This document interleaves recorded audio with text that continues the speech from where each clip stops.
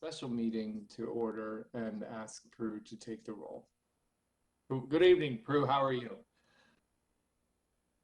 You're muted still, but your big smile says it all. Okay. Sorry. Good evening. Okay. Chair Brian Caffarelli. Right here. Vice Chair Chris Brogan. Here. Secretary Marlene Batista. Here. Jay Gross, I don't see. Oh, okay. Pamela Iacono. Here. John Matola.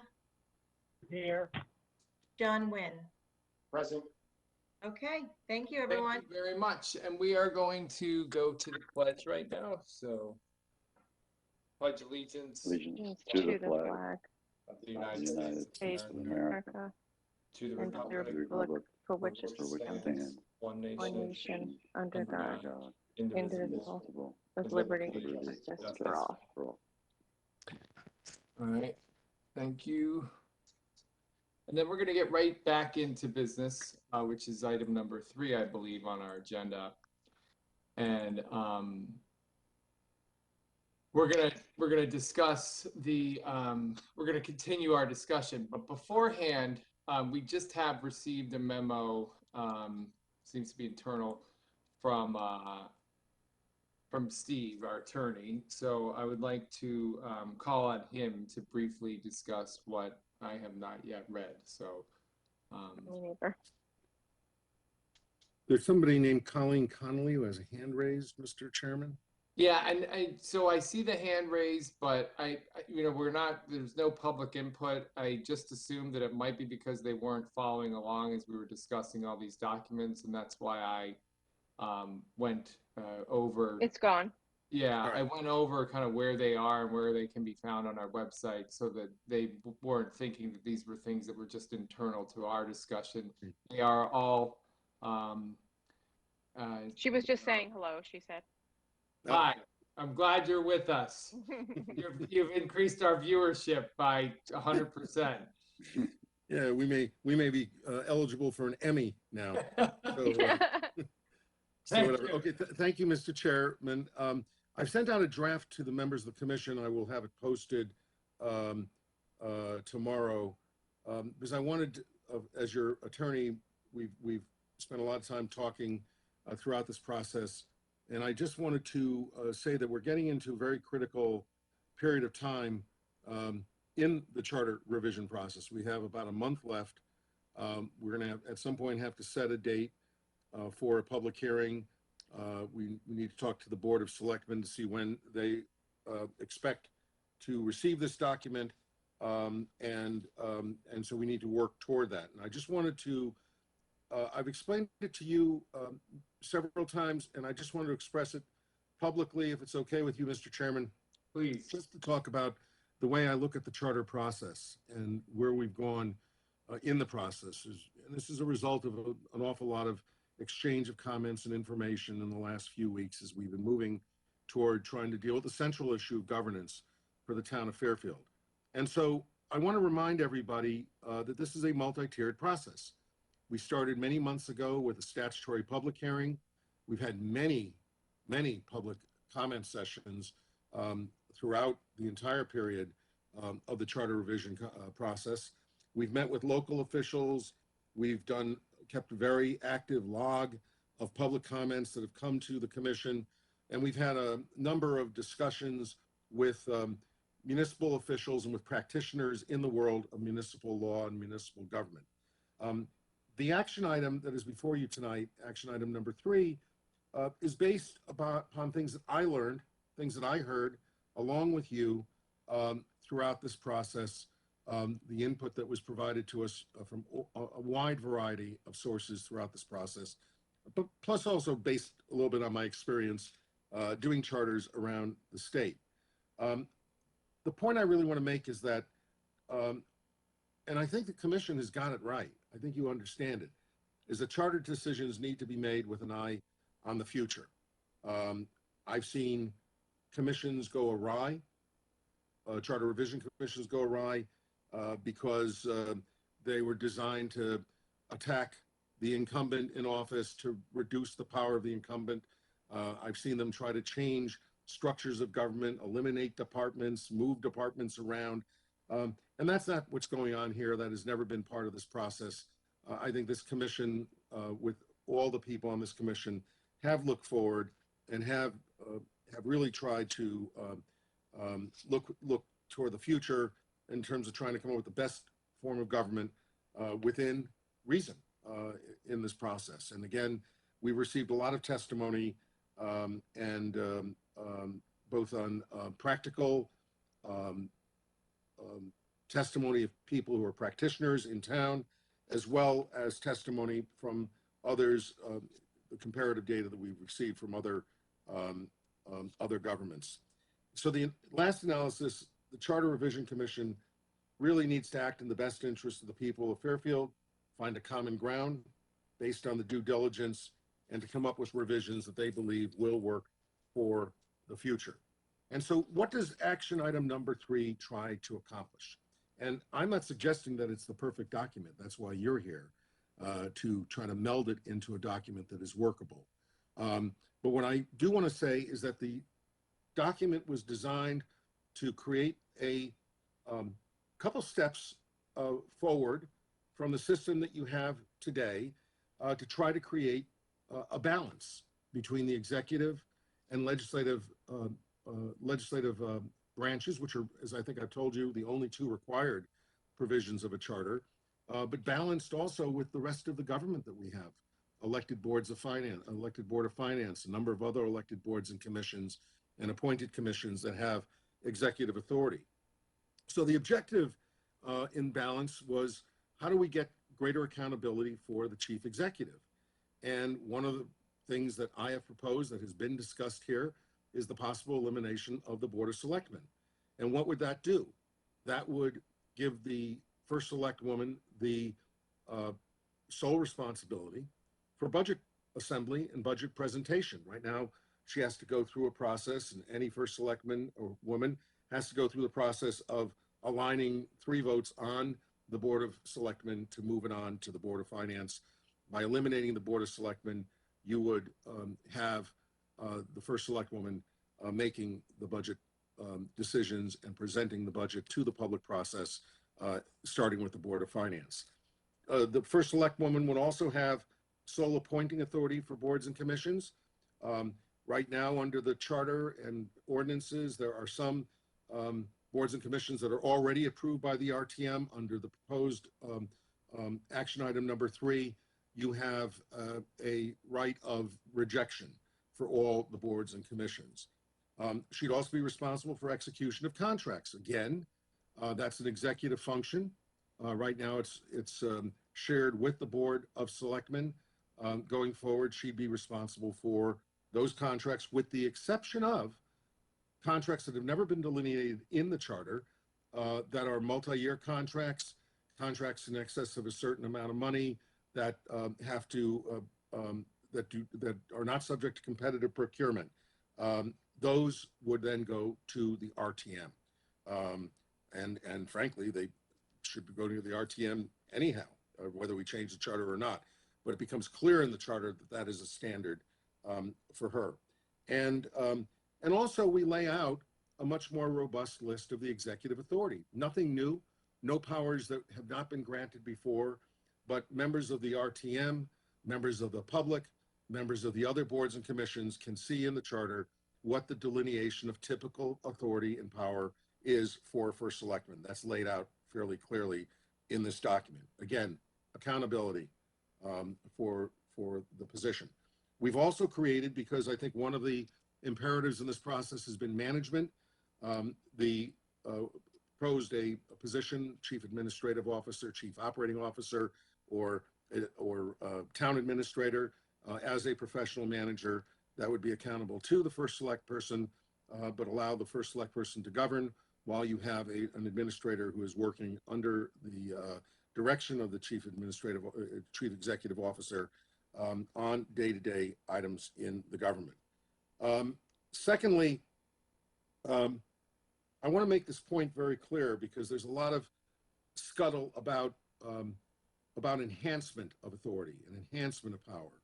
And I want to make it clear, as somebody who looks at charters every day of the week, works with different types of government, the first select person in Fairfield, with the changes in the charter, is not what I would call a strong executive. The first select person in Fairfield will not have the authority to appoint department heads. Many of the departments, some of the department heads are under that authority, but many of the department heads are selected by various boards and commissions, either elected or even appointed boards and commissions. That is not a model for a strong executive. So I think that this commission at this point has chosen not to look at that, has chosen to maintain that level of accountability. And so that's why I emphasize that what is going on the executive side is just increased accountability for the chief executive. And as I said, a lot of this hinges on the elimination of the Board of Selectmen. What's the other thing that is being done in this action item? And that is trying to create a more authoritative and defined legislative body. The RTM is a legislative body. They are the legislative body.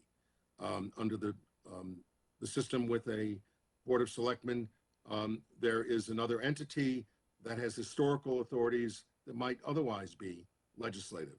We have, in my proposal to you, based on the distillation of information that we had, I've tried to create a legislative body that lays out, again, delineates the authority of the body. Right now, all the charter says for the RTM is it has the legislative power of the city. Well, that's fine. Go look at the court. Go look at the court rulings. Take a look at Title VII, and then you could figure out what your power is. In this document, we just lay it out pretty clearly. We lay out greater accountability for open meetings and public comment, more robust role for committees. So we go down a whole list of things. But it all comes down to this in the end. And this is the decision. The reason I wanted to take a few moments here at the beginning to talk about this is that, you know, it's time that we look for that rabbit hole in the field and jump into it and really figure out what we need to do, or maybe it's the elephant in the room. I don't want to get partisan here, but we really need to address the size of the legislative body. It's a significant issue, as I see it, and there seems to be two different schools of thoughts. I won't get into all of the criticisms or justifications for 40 members and the importance of that, or the historical significance of town meetings and the history and legacy of town meetings. I won't get into that right now, but I wanted to just go through one of the important things that I have looked at here is taking a look at the size of legislative bodies in different in different communities throughout the state. And the first list of bodies are the larger legislative entities. Two of them are big cities, Stamford with 40, New Haven with 30. The remainder of the large legislative bodies are RTM towns, all of them. Greenwich with 230 with a Board of Selectmen. Fairfield currently 40 up to 56 with a Board of Selectmen. Brantford, smaller town, half the size of Fairfield, 30 with 3 selectmen with a Board of Selectmen. Westport, 36 in districts with 3 select women. It's not a Board of Selectmen there, it's a Board of Select Women in Westport. Darien, 100 members, a 21,000 community. So what it shows is that it's the RTM communities that have retained large legislative bodies because they are a historic offshoot of the town meeting.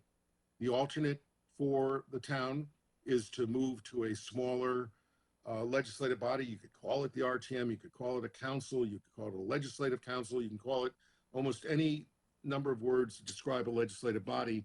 They're all legislative bodies, but the RTM, the largest of the RTM, really falls in the tradition of the town meeting that they ultimately succeeded to.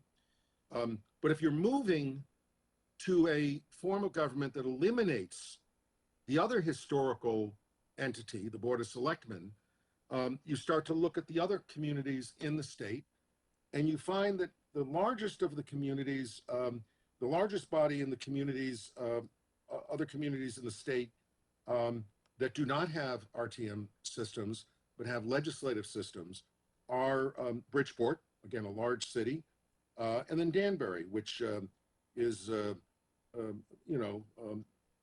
just under 90,000, 86,000 people in Danbury, has 21 members of their council. As I said before, the larger cities with the larger legislative bodies have mayors that have very, very significant staffs and are able to staff a large legislative body. But if you're moving toward a more robust legislative entity, you don't have the middle player, the Board of Selectmen here, it just seems to me you need to make a decision about the size of the legislative body. And you need to have some kind of a line of demarcation between where you basically retain what you've got with a Board of Selectmen, and that is if you have a larger RTM, you continue with a larger RTM and keep the Board of Selectmen. Define some of the legislative powers for the RTM. They should be defined anyhow to some extent, but you retain the current structure. Kind of put the line of demarcation at 20. I think that if you have a body of 20 or above, you should seriously about keeping the system you have. With the other cleanup changes, I would still keep the changes on what the executive authority, a useful thing for the charter, the legislative authority, useful thing for the charter. If you're going to go less than 20 members, and I think that the vehicle I'm giving you for in action item number 3 is a workable vehicle, maybe with a couple of changes, and they're your changes and your document ultimately. I'm just trying to give you a document you could work off of. And you can go any number of ways. I mean, there's not a million, but there's a number of ways you could go. If you want to keep to the 10 district system and have a real small body, have 10 members. You could have have a 9 district system, 9 members, or 18 members if you want to have 2 per district. If you want to kick it up, who knows, maybe you go right to the max and go 20, 2 districts, 2 per district of 20. Or you could do larger districts with multiple members if you want to go in the mid-teens to 15. You could also do at large, which is not part of your history in this town, but that's an alternative as well to go with at-large members. So the point I wanted to make is there's no magic. There's no elixir, and there's no one right answer. But I think we're at a point where the commission needs to make a decision, because I need a little more guidance. If we're going to keep the Board of Selectmen, that will make it a little easier to fix the other portions of the charter, because I'm not going to have to eliminate their appointment authority, which is all over the place. But in order for us to finish this process, we need to make a decision. And that doesn't mean it's over. If you make a decision tonight in a certain direction and you get a lot of public interaction, interaction with other elected officials in town, and you need to make a change, this is not written stone. It's not even written stone when you send it over to the Board of Selectmen. There still could be changes when it goes to the Board of Selectmen. But in terms of just getting the work done, finishing the product, I just wanted to, it's not a pep talk per se, but it was really, I wanted to express my concerns about where we are. And I just think we need to make a decision, and I hope you take it in the spirit in which it was offered. Thank you, Mr. Chair, and I'm happy to answer any questions. I think that is very helpful, and as always, we are very fortunate to have you guiding us along, offering your advice and counsel along our path here to our recommendation next month. So appreciate it very much, and look forward to kind of giving it another read when I have a little more time. But I understand what you've set out. I agree with it. I do think we're at a juncture. I would be, my sense is that most other people feel the same way. You know, we kind of left the meeting the last time with that unresolved. And so if there are any questions or discussion points for Steve, that would be welcome right now. And John raised his hand first, Matola, so I'll go to him. Yeah, so Steve, if I'm understanding what you said, you said something to the effect that we want a legislative body of 20 or more people. It's probably better to keep a Board of Selectmen. Keep the current system, keep the Board of Selectmen, and basically you're moving moving in a different direction, one of the points I want to make, and I know there's members of this commission who feel this way. There's some members of this commission who want to move toward a town manager form of government. There's people I've talked to who want to move in that direction. By moving the RTM smaller, even if we keep the current system, you're moving closer to that kind of government, because you're never going to have a 40-member or 30-member town management system. So, it's an arbitrary number. It's 20 in my mind. You might come to an agreement. Everybody might come to an understanding that's a higher number. I propose 27 in my proposal.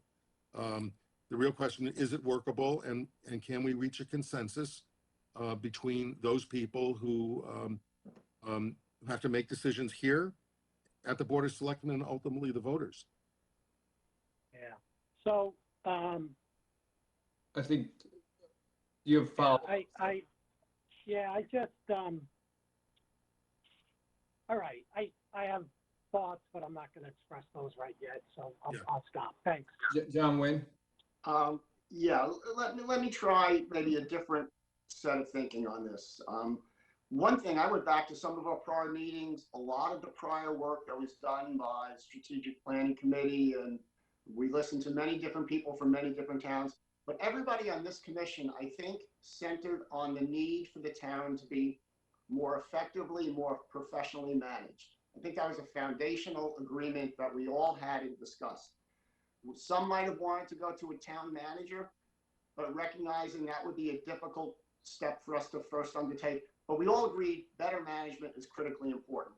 So here's a framework to maybe think about trying to move us in that direction, yet respond to some of the feedback we received from the public and from elected officials. And this would be something where we would maintain 10 districts in the RTM, go to 2 people per district, two representatives per district. What this does is it maintains the voters' ability to elect candidates of their choice. It allows the RTM to be more streamlined, more accountable, more effective.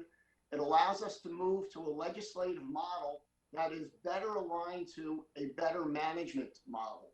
So without going to better management, we're not going to achieve and get out of the problems that we have. It would include maintaining the Board of Selectmen as a transition state, and the Board of Selectmen would help us manage our way through that process of a smaller legislative RTM and a professional manager getting involved more day-to-day, fully involved, and working with the Board of Selectmen and the RTM to help move things forward. It maintains voter participation because they get full selection of their district representation. They get full representation of their Board of Selectmen. The Board of Selectmen is currently 2-1. It could flip the other way, 1-2, but it allows the voters to make that decision. Ultimately, the Board of Selectmen, I can see migrating those responsibilities at a point in the future to the RTM, but it might be too big of a step to take right now.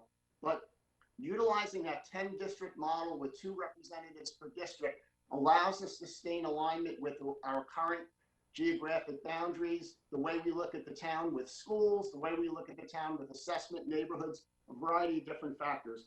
And it'll allow us to exercise this changed legislative role with a changed management role and move us into the future, because if we don't move into the future in a different dynamic, we're going to wind up in the same spot we're in right now, or a worse spot.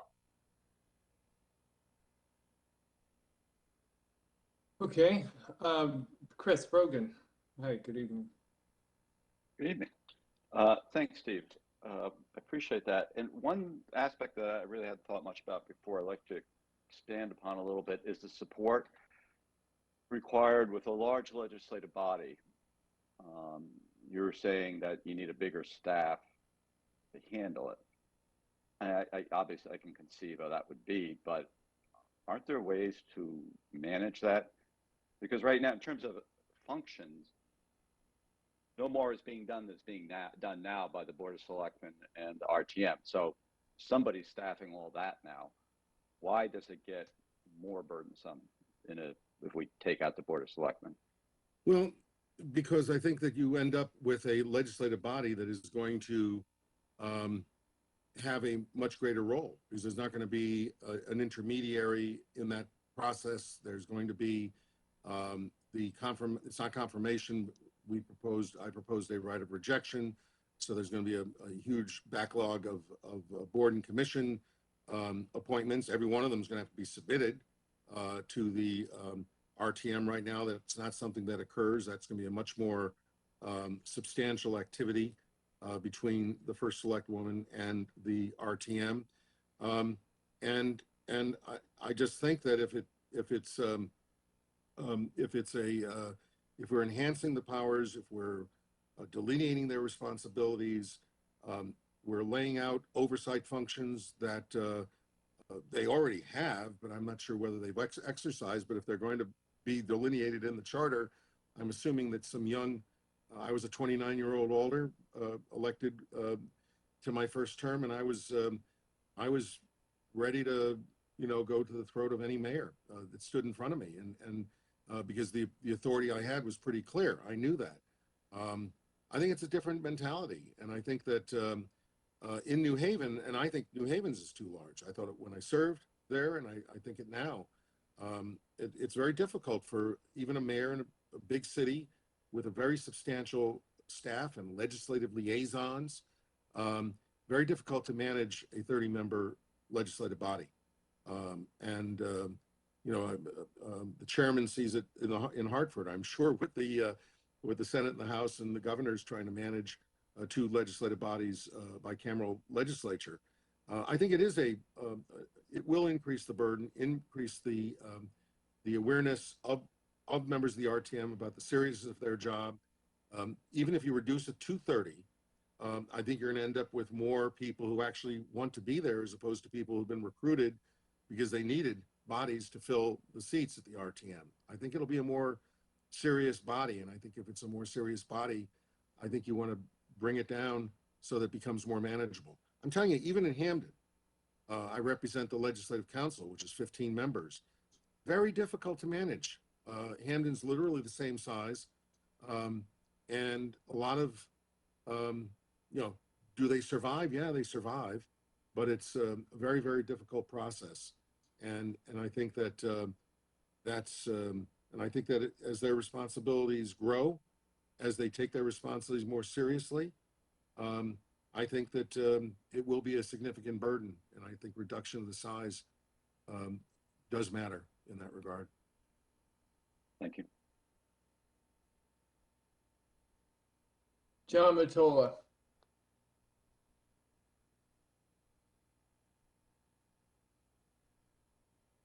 I get what you're saying, Steve, and that's why I kind of was thinking 30 was the number. And you're saying you still think that's too big. I'm not going to, I'm going to just lay it on the line right now. I'm not in favor of 20 member representative town meeting. I think that's too small. I think it doesn't reflect the character of our town and what we've been for many, many years. It consolidates power into fewer people, which I don't like. I think for the most part, the RTM has been a functioning body that, has its ups and downs, but functions pretty well. But I do understand what you're saying, Steve. I think at this point, I'm okay with keeping the Board of Selectmen and keeping the RTM at its current size. I think with respect to the professionalism issues that many of us want to change, I think we can address that with for example, the COO position. I just think that it's too big of a change for our town. I personally don't like it. I'm fearful that if we don't have consensus on this issue and something like this goes forward with a 4-3 vote or maybe a 5-2 vote, it's not going to be successful. And I'm just not going to support it as one of your members of this commission. I just don't think it's the right direction. I think it's too drastic. I think one of the one of the things we said at the beginning of this was that we should not make substantial change for the sake of making substantial change, especially in a town that functions very well. And we have our issues, I get it, but we're a town that's in really good shape, and we're in good shape because of the form of government that we have. So I'm just not going to go in that direction, and I want to be upfront with everybody right now. I mean, one thing I would suggest maybe, and Steve and anyone wants to comment on it, maybe is there some way we could put something in the charter that says that we will study the issue and have it studied in more detail as opposed to what we've been doing over the last 3 months? I don't know if that's a direction to go. I throw that out there. So, I mean, those are my thoughts. I'm sure I'm going to have some more as they pop in my mind, but that's my thought process. Thanks. All right, John Wynn. Just to respond, John, respectfully, that, the character of the town, I think we're maintaining a very strong set of components of the character of the town by maintaining the 10 districts. It's the way we govern, it's the way we school, it's the way we assess the properties that we pay taxes on. So maintaining that 10 districts, I think, helps adhere to the value of the character of the town.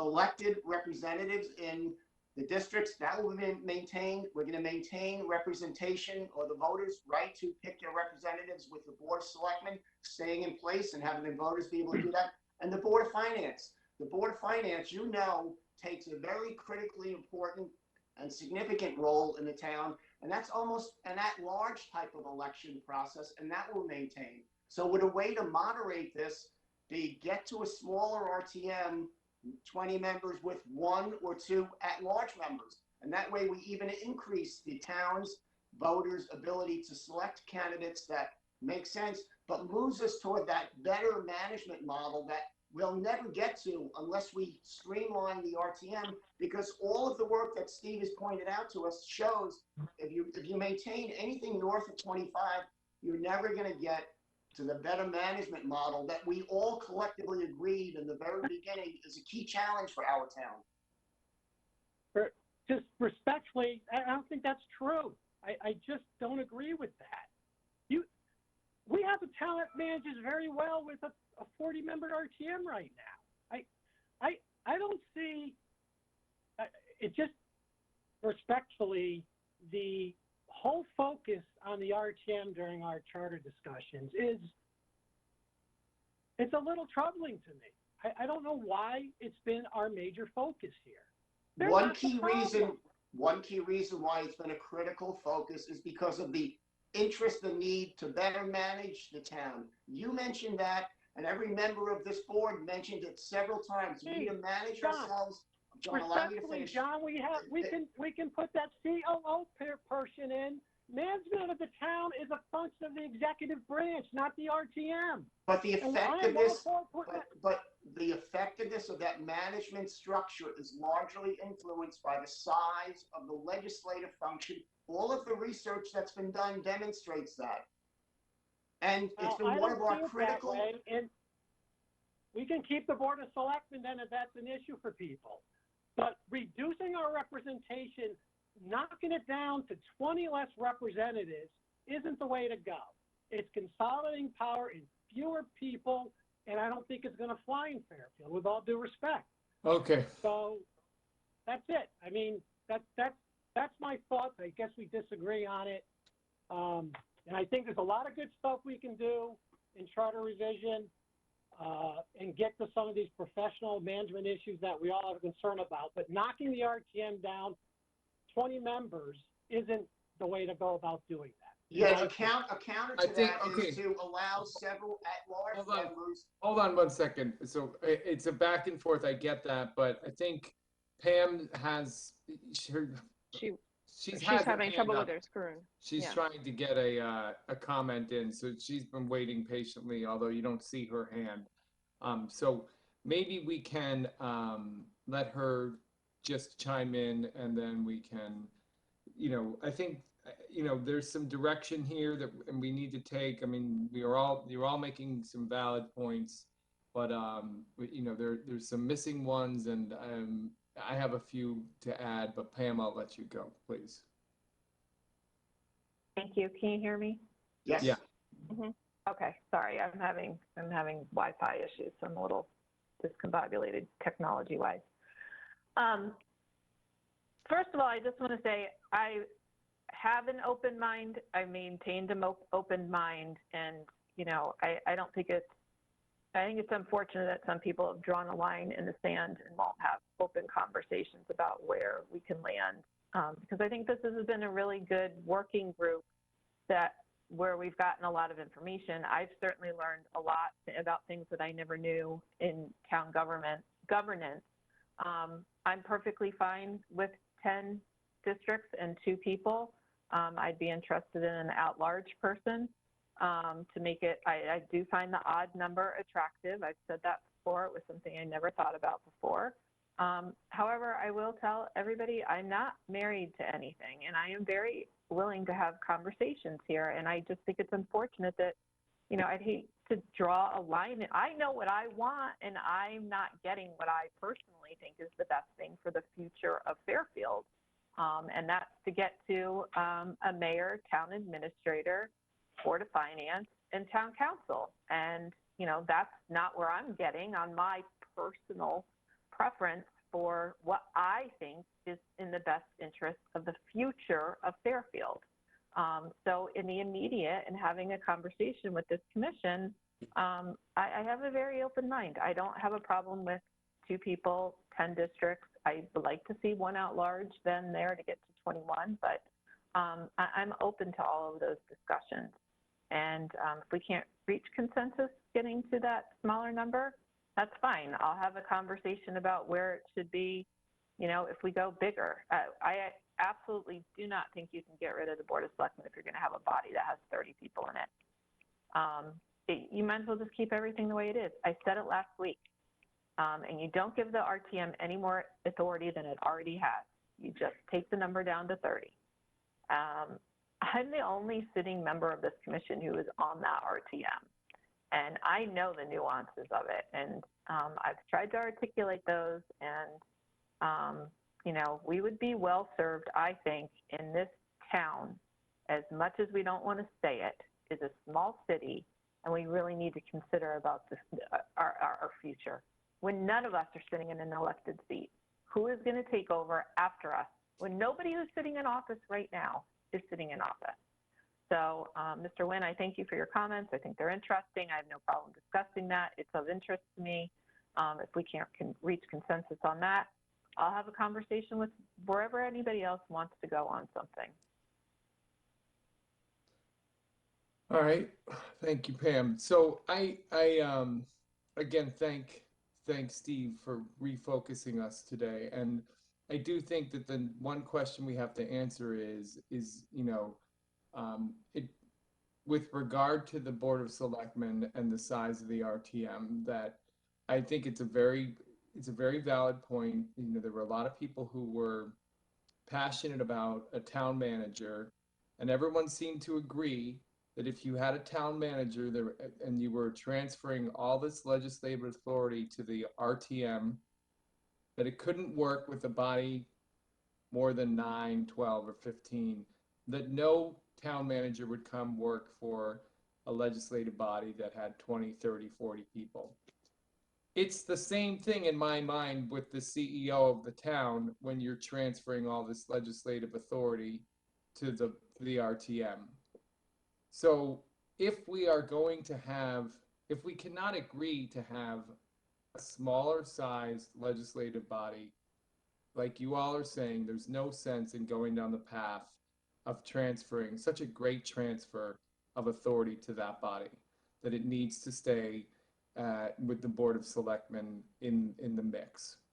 So what's that number? I don't know. It's not 20, it's not 30, it's 9, it's 12, it's possibly 15.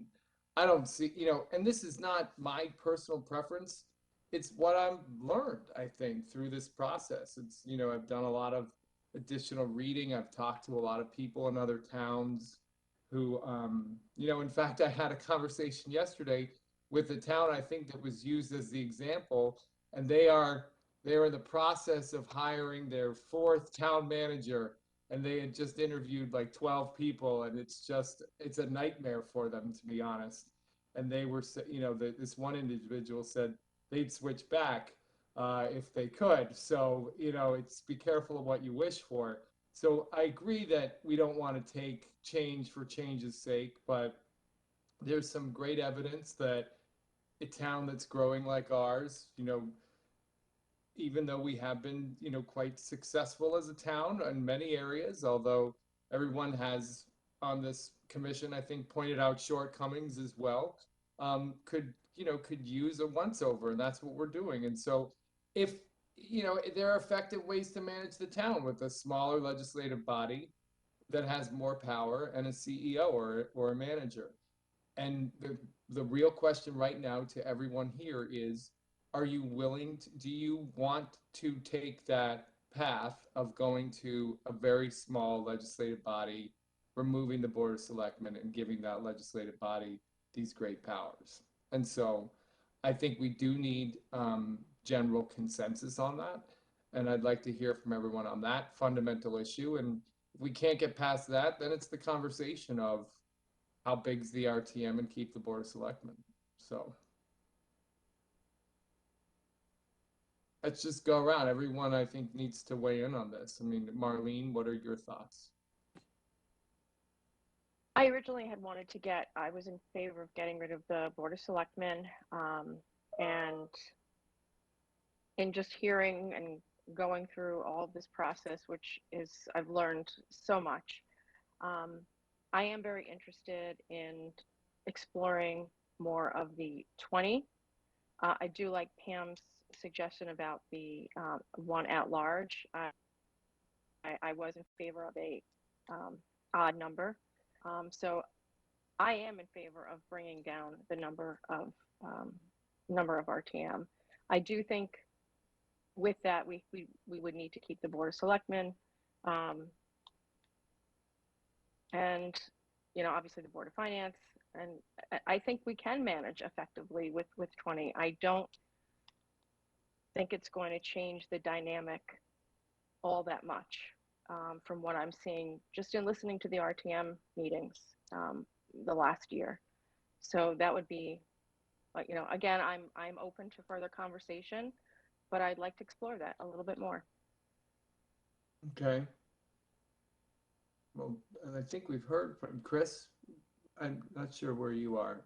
Yeah, I'm not sure. That's because I'm not sure where I am.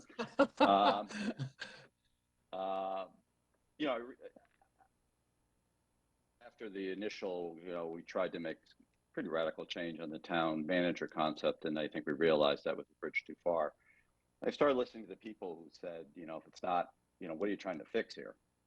And I thought that was a fair question. I think that came from a lot of people. And the things were, one was town management, the administrative part, and I think we're addressing that, not perfectly, but we're putting in the town manager provision, which allows a first select person who wants to use a manager and doesn't want to be a micromanager. They have the option, and they can get somebody good for that, hopefully. We've heard that the Board of Selectmen has some issues. I think, because of the open meeting rules, because of the uncertainty in some of the powers, because of who's doing what to whom, it's a little bit unclear under the current charter. My gut tells me that we can make that better, but not really fix it, because I think the open meeting rule really, which is a good rule, and I think our Board of Selectmen is very good about following it, seems to be, does make it really hard to have a real solid sort of discussion and typical legislature function. And there are many legislators. And then the RTM, and then here, I think it was a little bit unwieldy. I think a smaller one would be better, would be more accountable. I think it still can be representative. What I'm struggling with now, and so I was kind of in the camp of maybe a 30-ish RTM and no Board of Selectmen. I think I'm hearing now that that just doesn't work, and I will, and I understand that makes sense to me, and I rely on Steve's and others' experience with that. And also it goes back to what we heard about. There's basically 3 forms of government, even though every town in Connecticut seems to have something slightly different. And we're really talking about now whether we want a mayor council, if we call the first select person, or keep it the way it is. I'm kind of not sure, but I guess I'm thinking that the 30 without a Board of Selectmen really probably won't work. I'm not, and that won't be acceptable, I think, to a lot of people. I think a lot of it, I guess, in my mind, so again, it goes back to what John was talking about. The town is working. I can't argue that. It's got problems. What I look at is it best positioned to take on the challenges that are coming. We've heard from everybody, it's getting more complicated all the time to run a town. There is more professionalism. I think even on the elected people, and I know this from my limited service, is that the more time you spend at something, the more you learn. And things you think that like on this commission, the things I thought the day I walked in here, I look back on were probably kind of stupid. So you need a dedicated group that really is motivated to look at the issues and act on them. So having said all that, where I come down, not entirely sure, but I guess at least it's one of the 2 I look at. I really don't think a Board of Selectmen in a 20-member or so legislature is doable. I think that's kind of like, if we're going to do it, let's do it. That's kind of still the problems with the Board of Selectmen, but we have the improved RTM. Doesn't make it, to me, this doesn't make sense. I don't think it will work that well. Okay. I didn't want to, so John Matola raised his hand. And then John Wynn.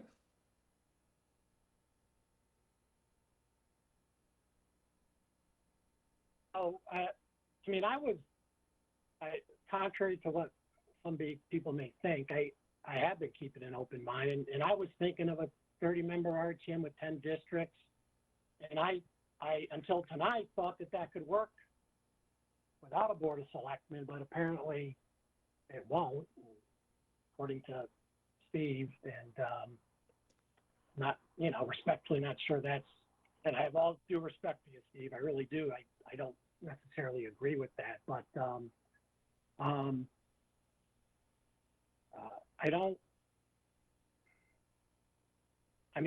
if I don't understand respectfully if you had a 20-member RTM, why we would keep the Board of Selectmen in that scenario. So, my thought process is I don't want to repeat myself, but I kind of think a 30-member RTM, 10 districts, although I'm not sure why we have districts in the charter, because it's never been in the charter. It's another issue. And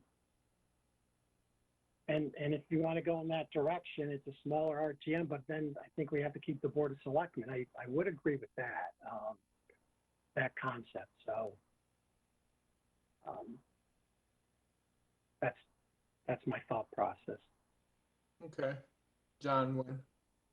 To try and answer John Matola's question, a very thoughtful one, because I wrestle with that question as well. But the reason why, if you went to a 20-member RTM, 10 districts, it would maintain alignment to the way we currently do things.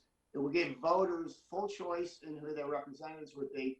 But you maintain the Board of Selectmen with a provision that the Board of Selectmen would sunset or go away after a designated period of time, unless a new charter revision commission would reinstate or react or continue the use of the Board of Selectmen. And the reason why you would do that, it would give us a defined period of time to work with a new legislative model with the Board of Selectmen and a town administration, town management type of model, and possibly move us to the real objective we all had of better management, but not force us to do it all at once in the next short period of time, but give a number of years for us to work through that with the interaction of the Board of Selectmen, but move us forward in that objective.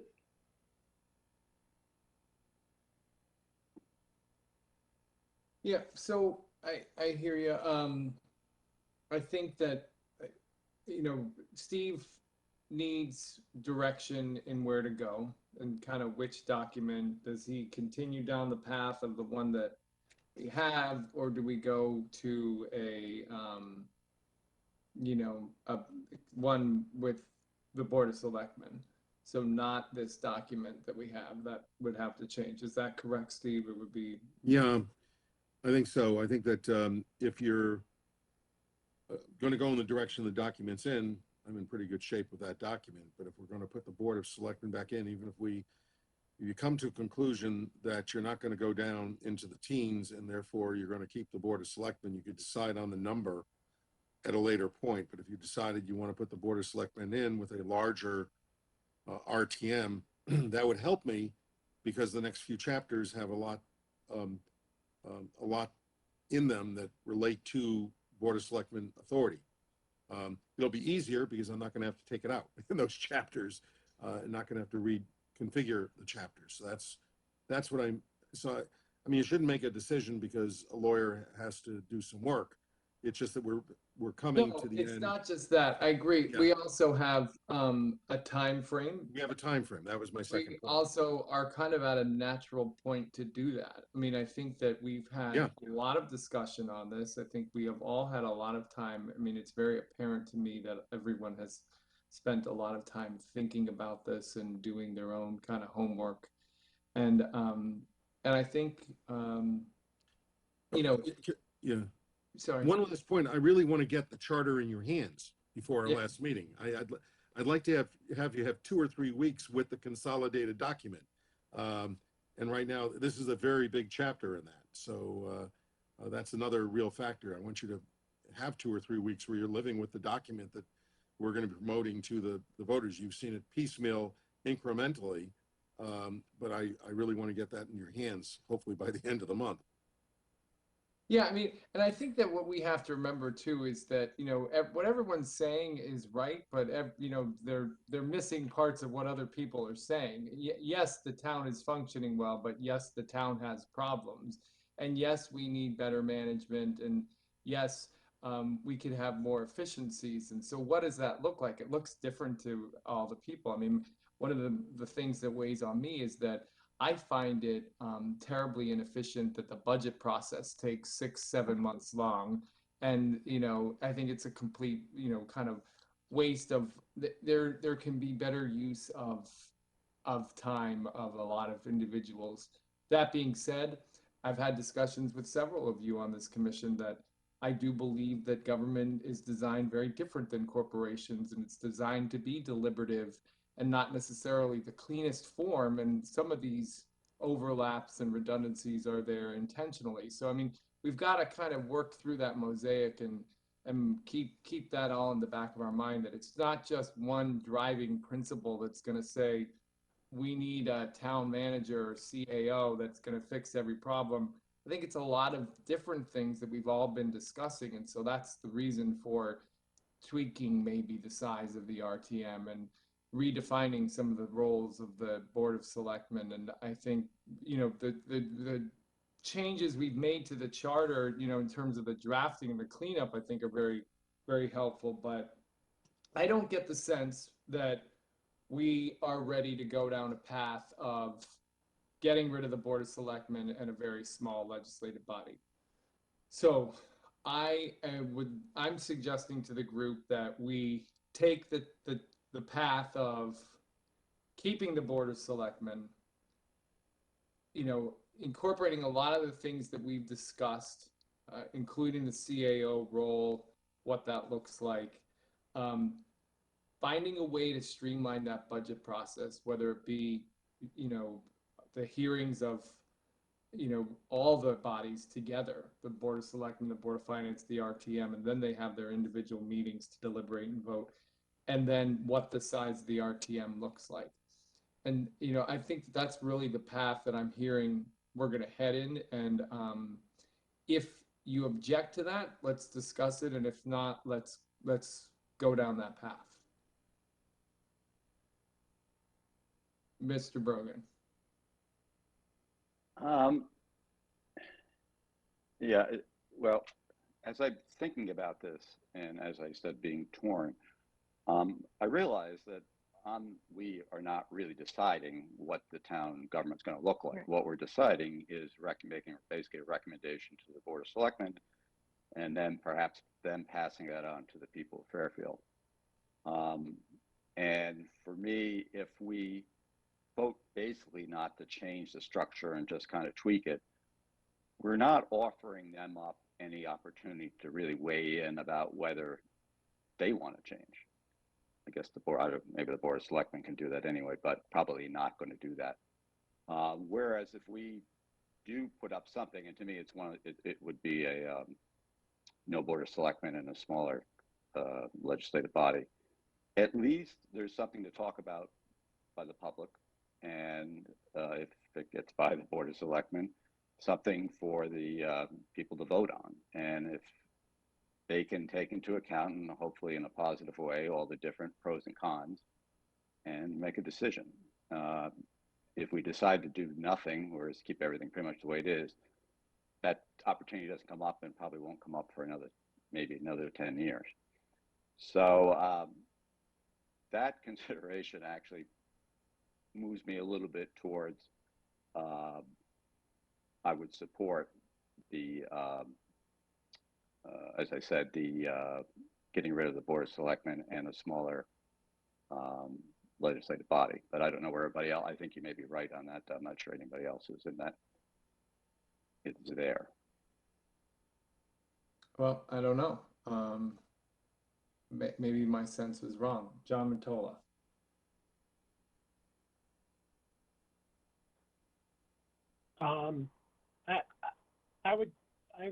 I would do what you suggested, Brian, that we keep the Board of Selectmen, look at the budget process.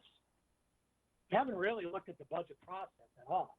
I mean, it's not in great detail. I mean, we haven't made any changes to it, right? Not yet. No. Okay, so. We did that at the very beginning. We have to bring it back. Yeah, a long time ago, yeah. Well, Oh, I yeah. got the changes. No, we've looked at it for sure, but We've I looked mean, at it, we made changes in the body, in the structure, yeah. We have to come back to it. We have to finish it. That's. I don't think I'll check my notes. I don't think we talked about detailed streamlining the budget process, have we? Am I Many missing something? times. Did I miss that Yeah. meeting? That's No. been a constant theme. I mean, that's what rises to the top 5 things that I keep hearing. You know. Yeah, all right. I'm fine with looking at that and keeping the Board of Selectmen and I guess figuring out the size of the RTM. So I'm okay going in that direction. Okay, Pam. With the manual hand raise, I like that. I know. I'm sorry. I'm having a heck of a time here with this.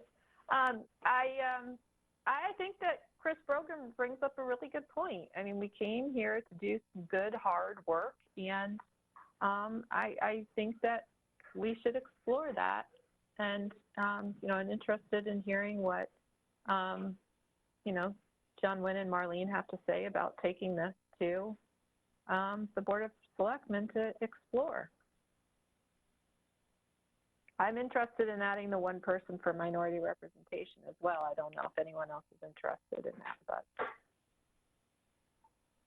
What was your specific question, Pam, regarding what?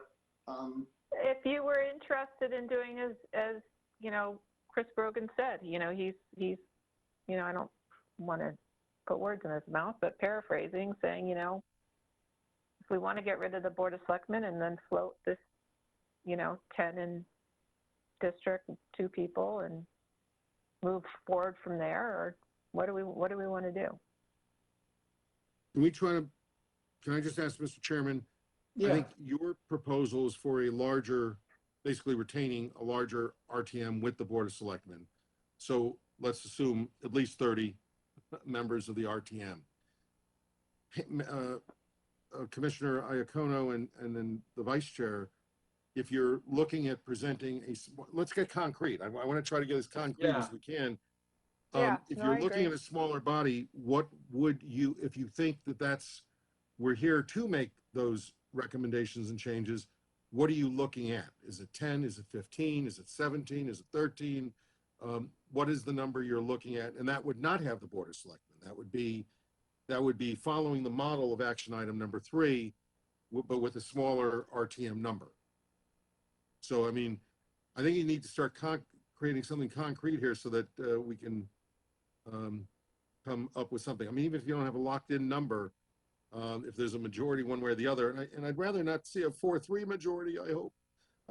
You know, I'd like to see, I'd like to see some consensus here, but I think we need to start locking in on what people mean, particularly on the reform, on the side of coming in with a smaller body. What does that look like?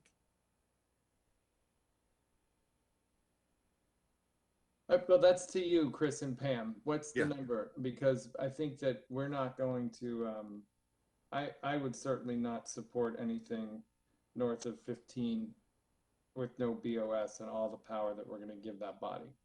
So. Well, I'm fine with John Wynn's suggestion then to go. I'll give up the minority representation and I'll go to. Well, you said 15. I'll do the Board of Selectmen and 2 people then. And with the 10 districts, and get it to 20, and keep the Board of Selectmen. I think 10 districts is where that's set, right? I think we're all in agreement on 10 districts. Sure. Yeah, I like 10 districts. I guess as a number, then I'd say 15. I don't know how. Now you got to think about how you get to 15 if you have 10 districts, because then you'd have to have 5 at large, which is a bit cumbersome. So you're saying 15, Chris, with no Board of Selectmen. So No 10. Board of Selectmen. But if there is a Board of Selectmen, I would have a larger RTM, be it 30 or above.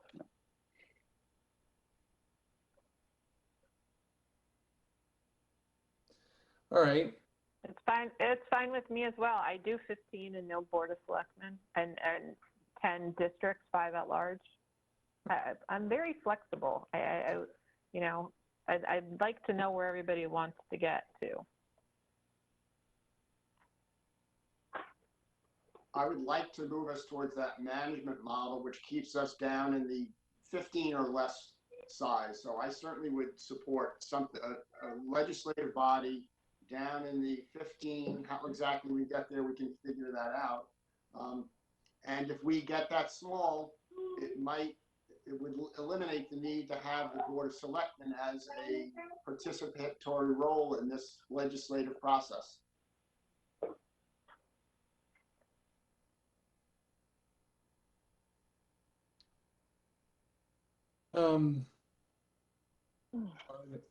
Sorry.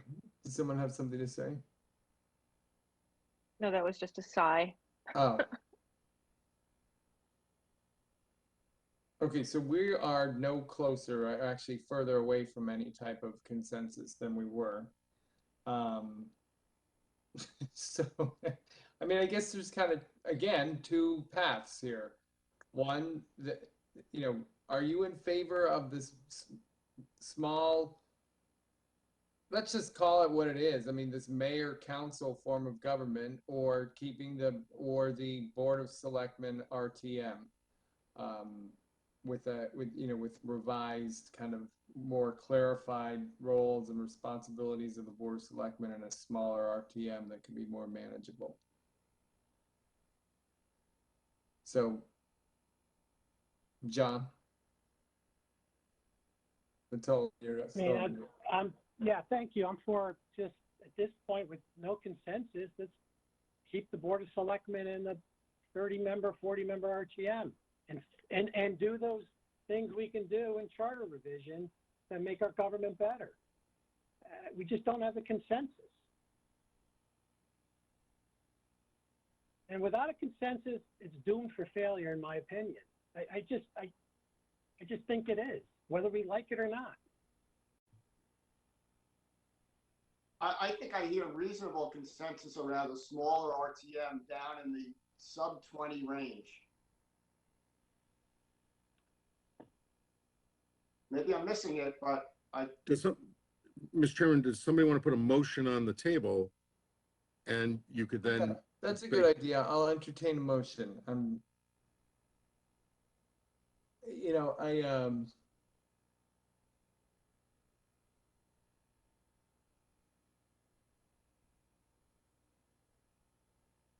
don't see. I'll make a motion to eliminate the Board of Selectmen, move the RTM legislative model to a 15-member set of individuals.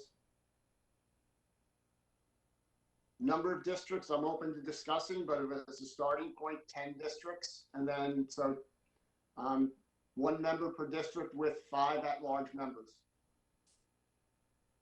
for a total complement of 15 in the RTM. Okay, so moved. Is there a second on that? Pam?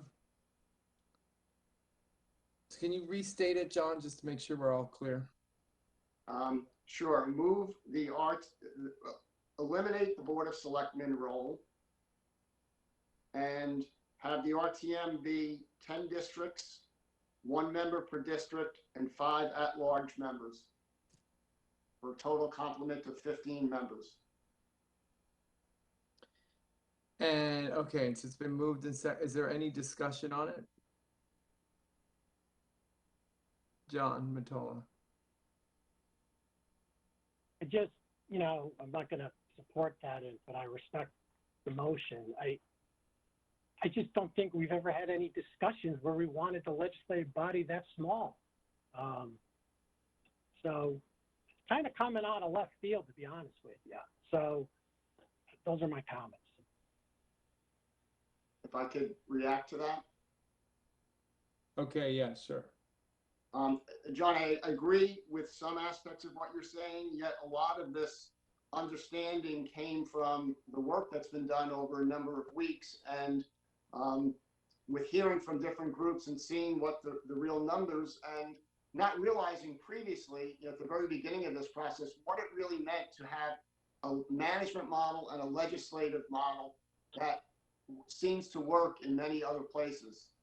So that's my reason for not having explored this in the early stages of this process, but having come to this understanding through the study and analysis and discussion that we've had in so many meetings where we've talked about it and listened to other communities.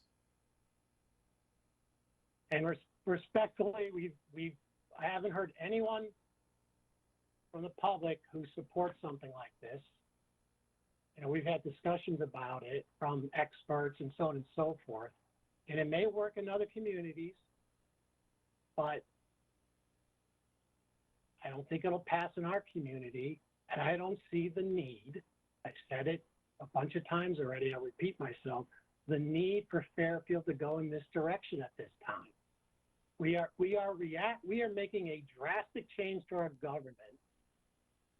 A government that has $40 million fund balance, that has great public schools, that has, representation by many citizens who volunteer their time and commitment to the town. We have a government in a town that has great recreational opportunities, a AAA bond rating, and we want to make a drastic change. I just don't see the reason to do it. So that's why I'm not going to support this. Yeah, and Pam, did you have a comment? No, I listen, I hear you, and I've been trying to build consensus here for, the better part of what, an hour and 15 minutes.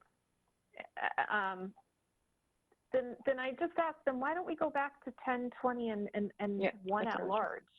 I mean, so you've got one half of the group that wants to go here, another group that wants to go there. I don't understand why we can't end in the middle with a manageable thing, which is keeping the Board of Selectmen, being at 20, getting the smaller RTM and working to build that better management team.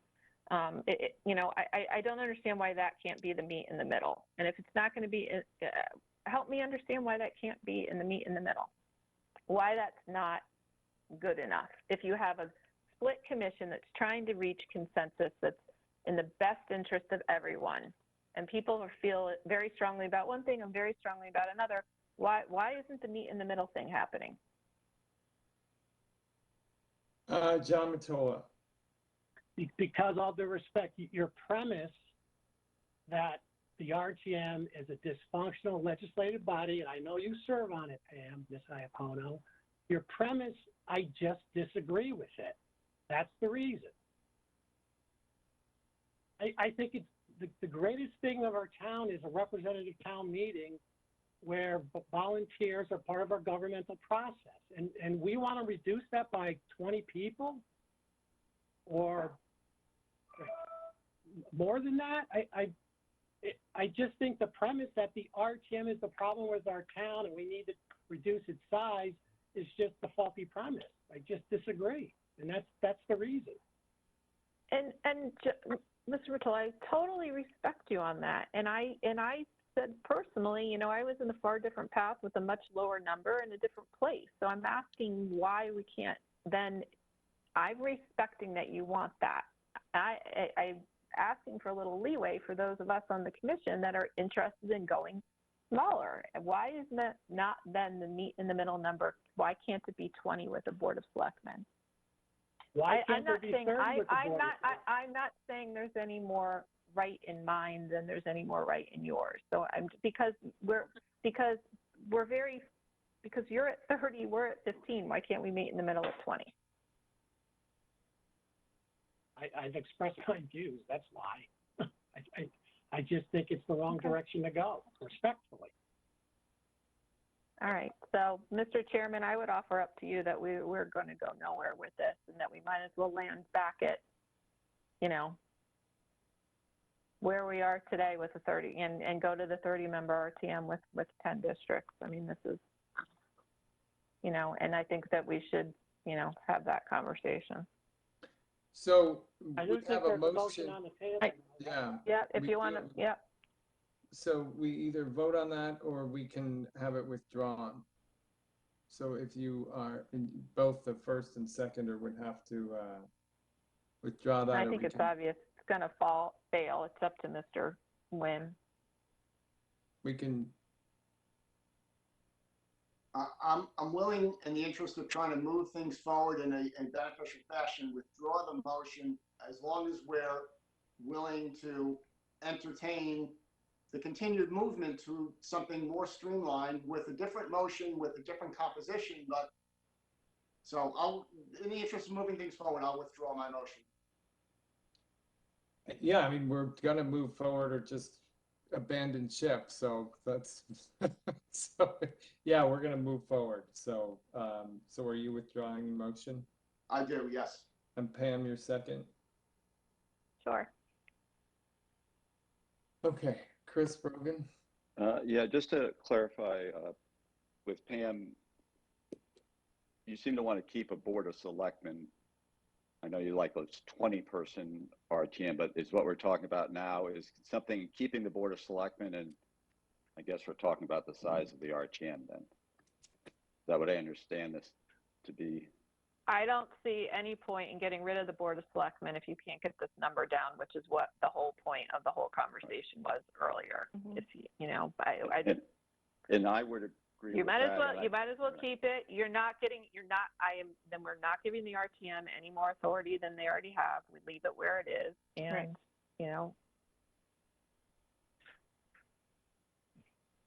All right. Okay.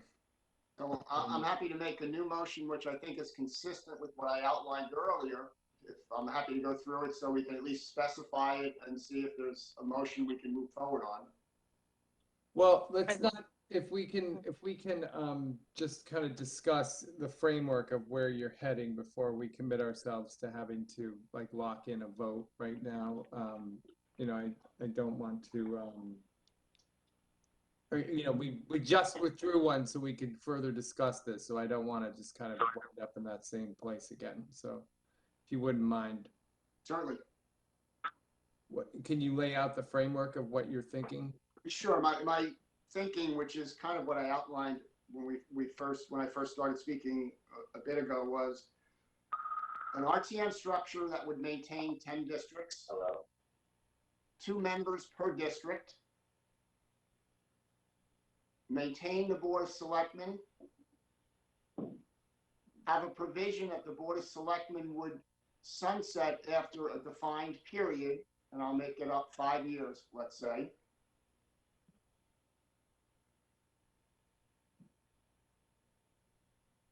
That's largely what I was describing. Okay, and now let's have some brief discussion on that. Well, since it's my... Yeah, no, Brogan raised his hand, so maybe we'll go to Chris. Sure. Well, like I said earlier, I think if we're going to keep the Board of Selectmen, then we keep the RTM. I could see it at a 30 level, but we keep a larger RTM. I don't see the point. To me, it was one of the two. Maybe it's just the way my brain works. So if we're going to keep that, the Board of Selectmen, I think we ought to, maybe trim it down a little bit, but that's about all. I think reduction down to 20 would be too many. So I put out 30 where we were talking about before with 10 districts. Yeah. And Chris, can I ask, what is your thought on minority representation if we had that 30? Probably, I think not. I think we do a good job in the town overall. And when I think of the districts, I think of neighborhoods, and I do think it's very possible that people actually know the candidates there, and a popular vote determining who the top 3 are, I think is okay there. I think on a town-wide basis, it's a little different because a lot of people really just don't know the people, so you need some protections there. And I think there is more of an opportunity, I guess, theoretically at on the district level to get unaffiliated voters onto the RTM, although that doesn't happen very often. Well, I don't think that has anything to do, the unaffiliates wouldn't benefit from No, my point being that, yeah, I agree. My point is that I think at the community level, if a district is active enough and if they have somebody they want to get on, I think they can do it. It takes a little resources and organization, but it's not an unmanageable position because you're dealing with 6,000 residents and a small number of electors, so it's manageable. As opposed on a town-wide basis, I think that's a lot harder, and I think somehow in my thinking that leads more into the minority representation, which we have to do anyway under state law. So bottom line is no on the RTM, but I think we have it elsewhere in town. I think there's good balance. Pam?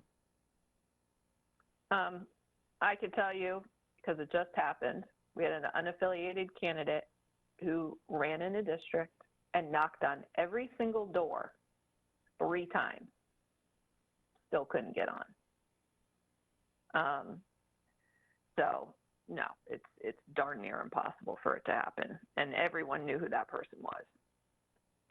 They had signs all over everything. Massive marketing campaign. And it happened the year before too, or the previous election in a different district. I am in favor of minority representation. I mentioned this last time. I think it's good government. I had never ever considered it before. I never even knew it was an option, really, to be honest with you. It wasn't something that I had paid any credence to. And when Attorney Mednick brought it up, I really started to think about it, and I think it's really something that would be incredibly appealing to voters who are sick of a bipolar nation when it comes to partisanship, and or a polarizing nation when it comes to partisanship. And that, forgive me. And I really think that should be something that we explore. And if we're going to stay like this, that we should pitch that. I would love to know what the voters think, and why shouldn't we have, why should we have a district that's completely owned statistically by one, particular party. And each party has their own statistically popular district, so to say. So it works both ways. And to give neighborhoods representation that's more balanced, there's something to be said for that. There's also something to be said for, by district, encouraging representatives to work with one another, whether it be two Republicans and one Democrat, or two Democrats and one Republican, to work with each other within that district to create that bipartisanship relationship, and then come to the full body, work with a better working relationship. I'm hard pressed to find anybody right now who doesn't think that politics is not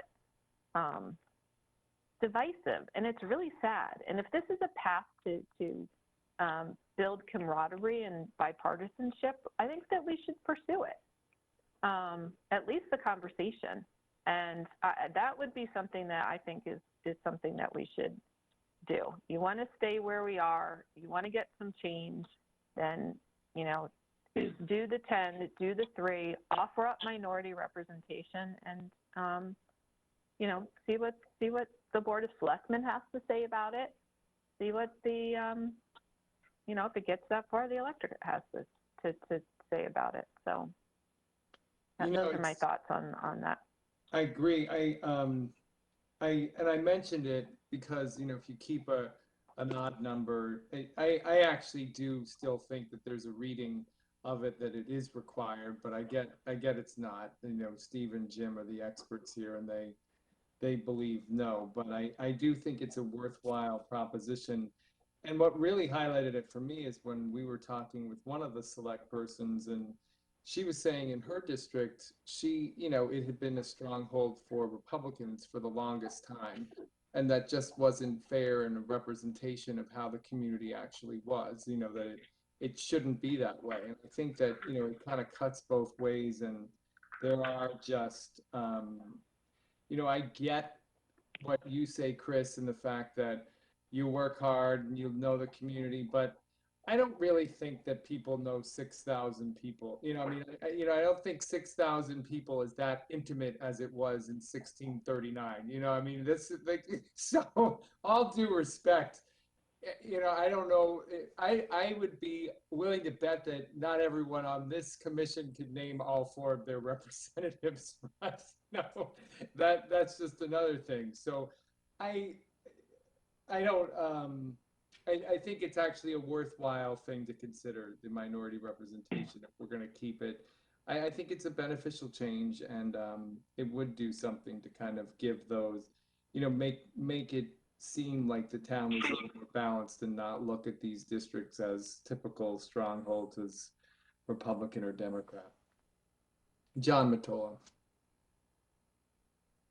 So I respectfully disagree. I think in our districts that the top 3 or 4 individuals who get the most votes should be the representatives. It's the will of the people. I don't think going in that direction would change any claims that, we disagree too much or don't get along as a legislative body. I'm one of those Democrats who won in a Republican district when I was on the RTM. It can be done. Just have to campaign and get out there. I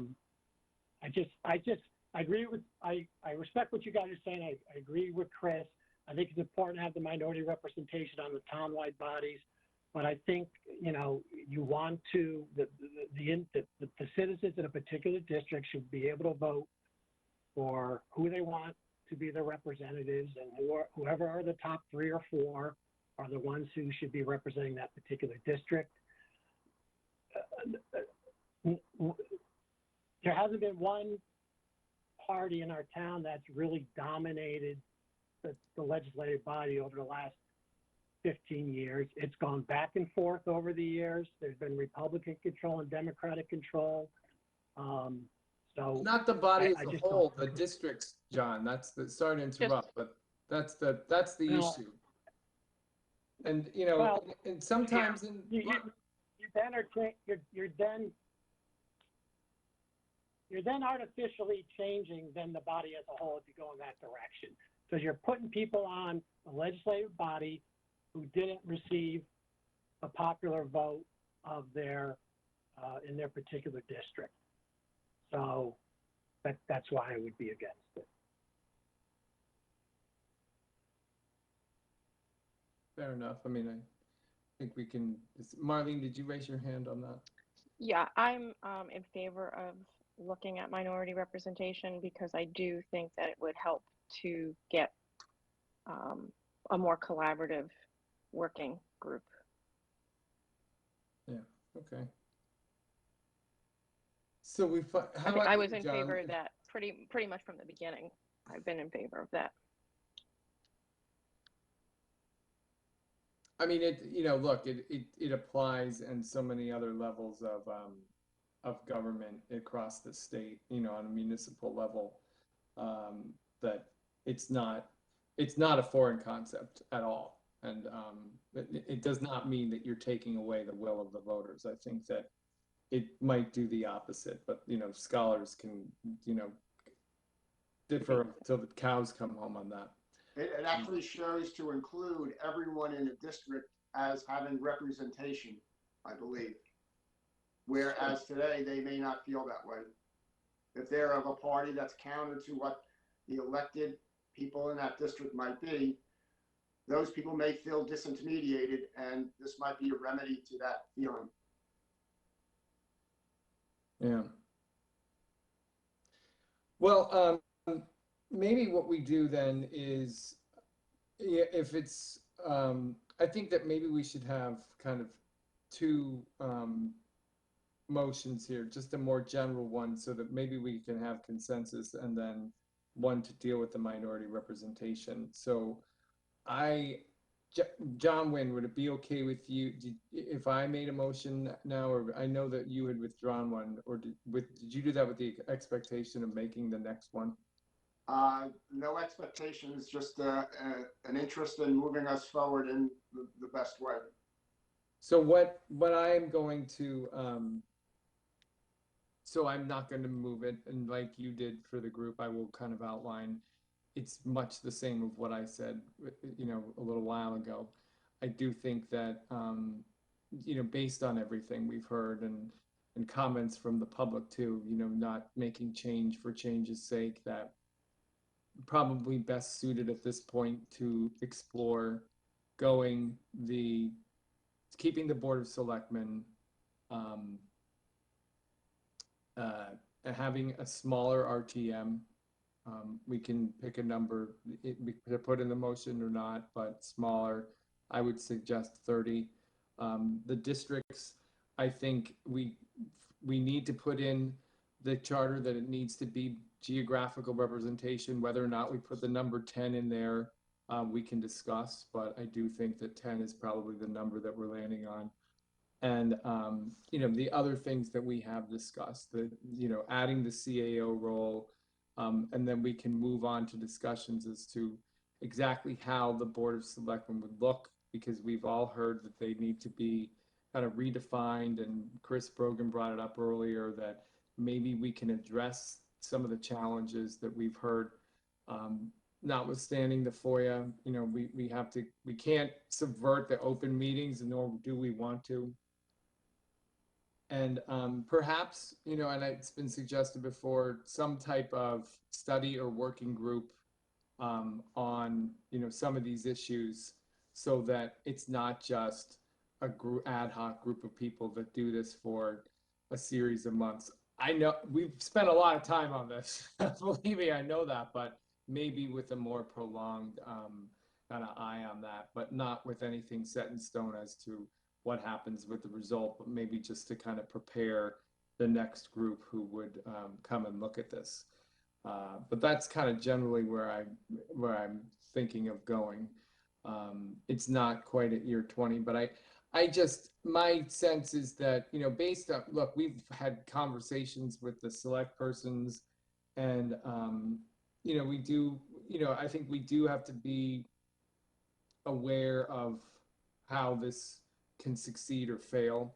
I respect your proposition, Chris Brogan, that, we don't get this opportunity very often and that we should try and, make the changes that we think are best, but we don't live in a vacuum, and that's kind of my reality. And so I think there's probably a scenario that we're going to get this back from the Board of Selectmen, but I'd rather be in that ballpark rather than kind of have to start over, because we're not going to have a lot of time. And so again, I'm making assumptions here, but this is based on, our conversations and conversations we've all had. I think that all of you have talked to Brenda this week, because I talked to her today and she mentioned that she had called everyone on the thing to try and kind of weigh in and explore this. She's, there's no line in the sand from her as far as I heard, but she did have kind of these general thoughts that it was either going to be a really small or legislative body without a Board of Selectmen, or a larger one with the Board of Selectmen. And I get the sense that that's where it's going. So that's what I would suggest, and I will put it into a motion, but that's what I offered, John Wynn.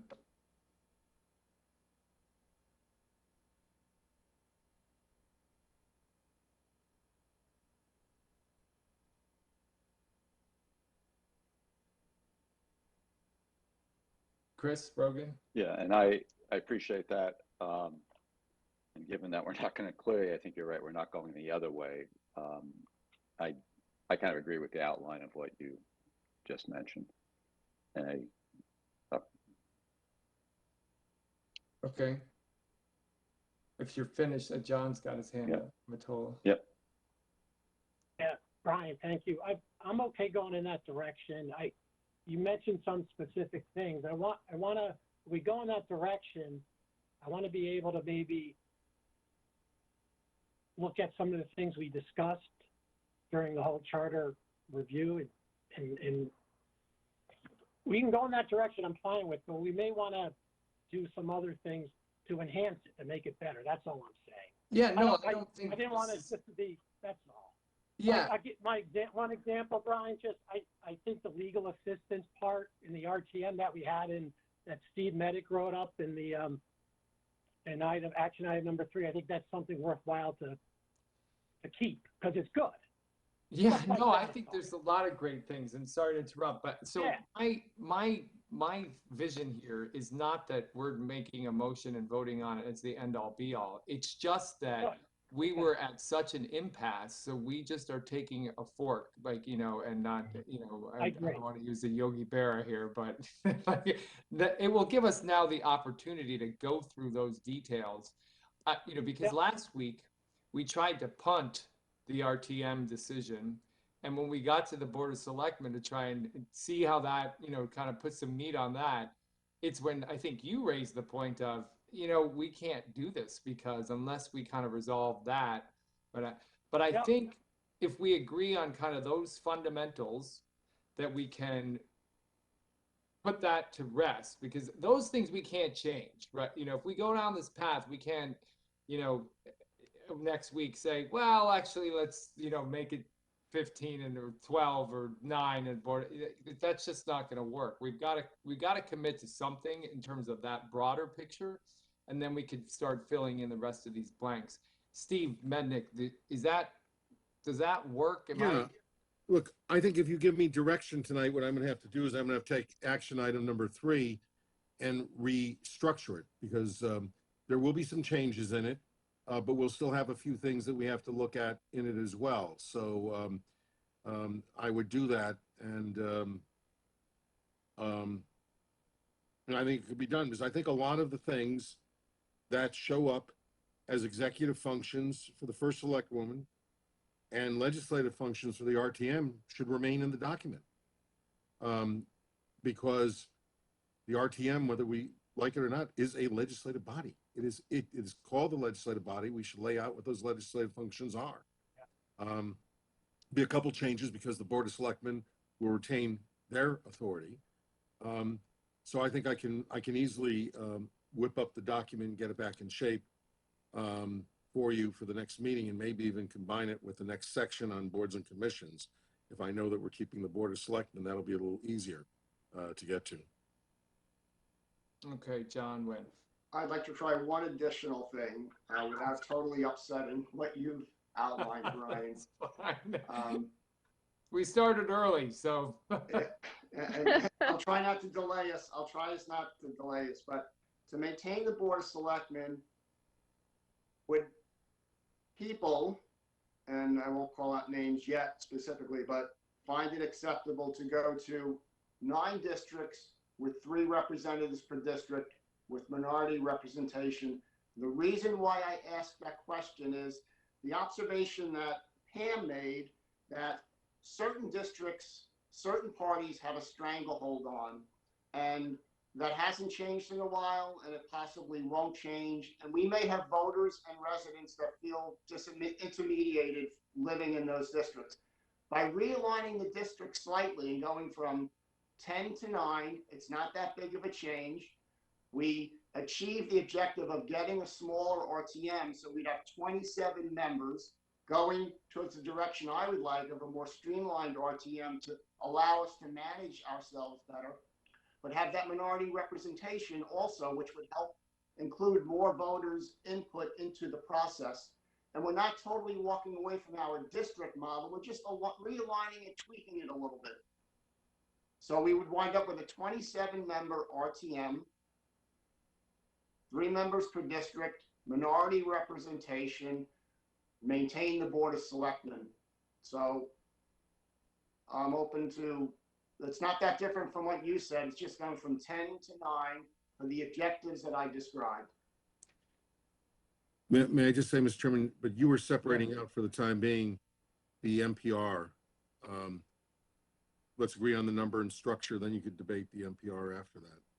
I think that that's probably the wisest thing at this point because, you know, there's a lot to be discussed on that. And that doesn't, I mean, I don't think that it's going to ultimately change the number if whether or not we have minority representation, with the caveat of if it's, yeah, I mean, it's not, if we agree on a number, minority representation either happens or it doesn't. So that can be discussed later.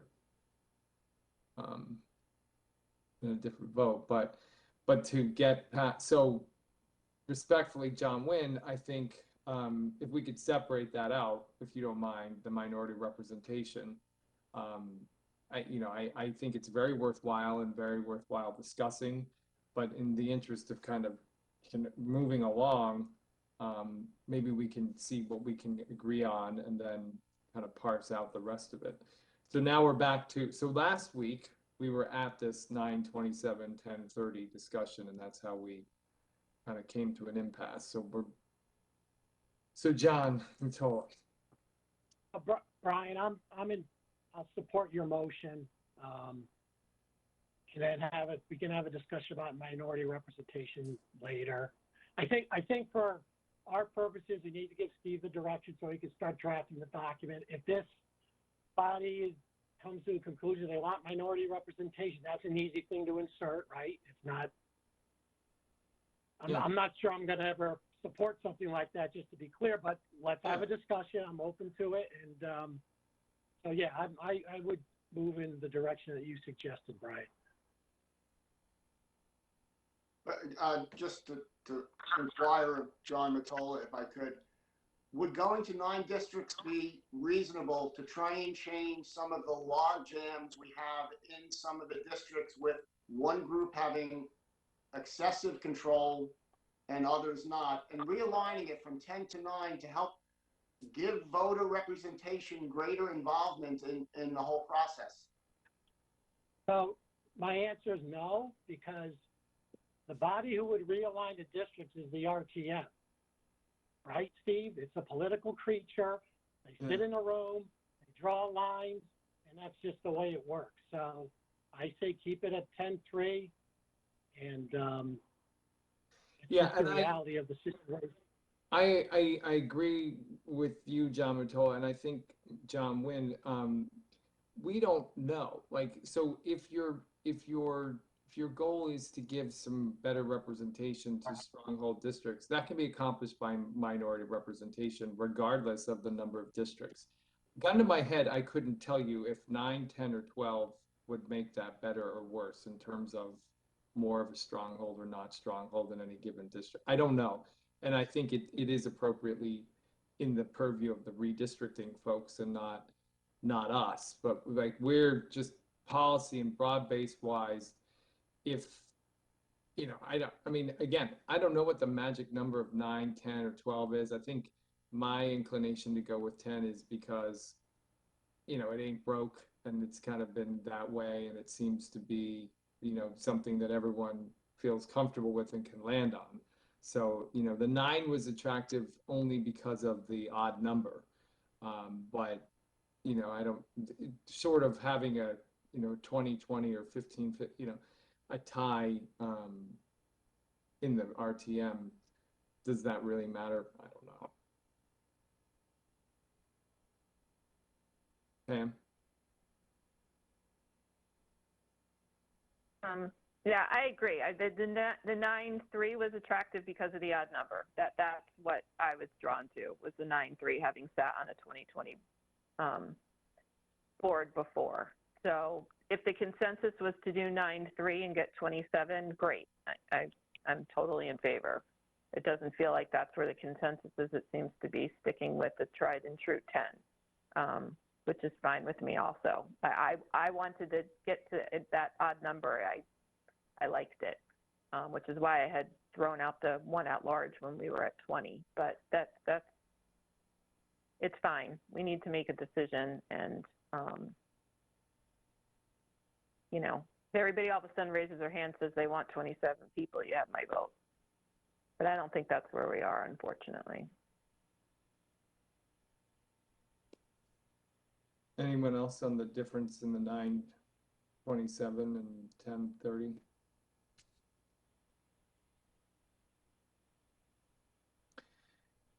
All right, so I think John, Martin. I think I can support, I can get behind a 9-27. We talked about it last week. I did express to Steve that I was interested in the odd number. So I'm happy to have that discussion. Okay. I just don't know if we're there. All right, so I think what I'll do now is, well, I mean, we can have further discussion on it, but I think maybe let's just have a quick vote on 9-27 or 10-30 and move on from there. So all those in favor of 9-27?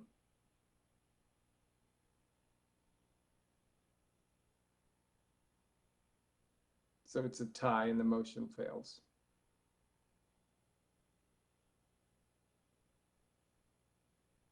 Right, Steve? That the motion fails if it's a tie, yes. Okay. All right. See, that's why I like the odd number. I don't know where Jay Gross was on this, but I know he would be a smaller guy. I know he would be in favor of a smaller RTM. There's absolutely no question about that.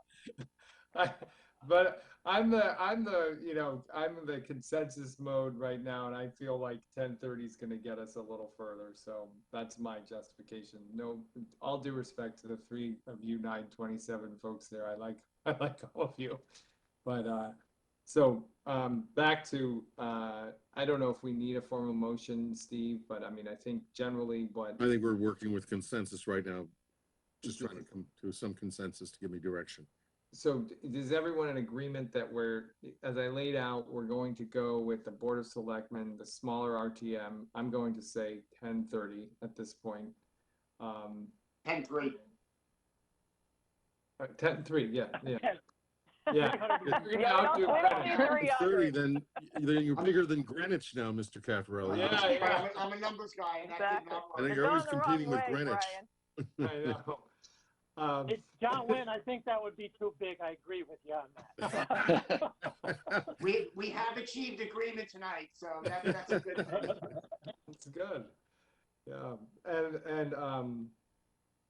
and that we will begin to fill in the holes, but that's the route we're going. Is there anyone who disagrees with that? Okay. Yay. 6 yay consensus, and council says yay. Y-E-A-H. Good, good. All right, now what do we do? Well, Well, I have one question, not to upset the apple cart, but we were talking about the budget process earlier.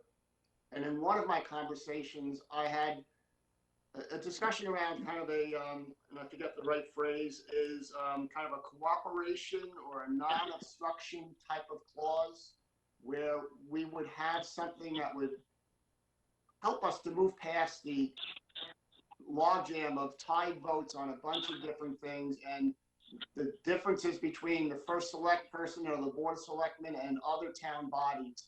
And I'm just curious, I think that would come to play in the budget process, but I'm curious how that might work also. If you go through action item number 3, there is a cooperation clause in it, which I intend to keep in it, for the legislative body to get cooperation. And I think that when we get to the department sections, Commissioner, we should put a cooperation clause in there as well, and in the budget process and department process as well.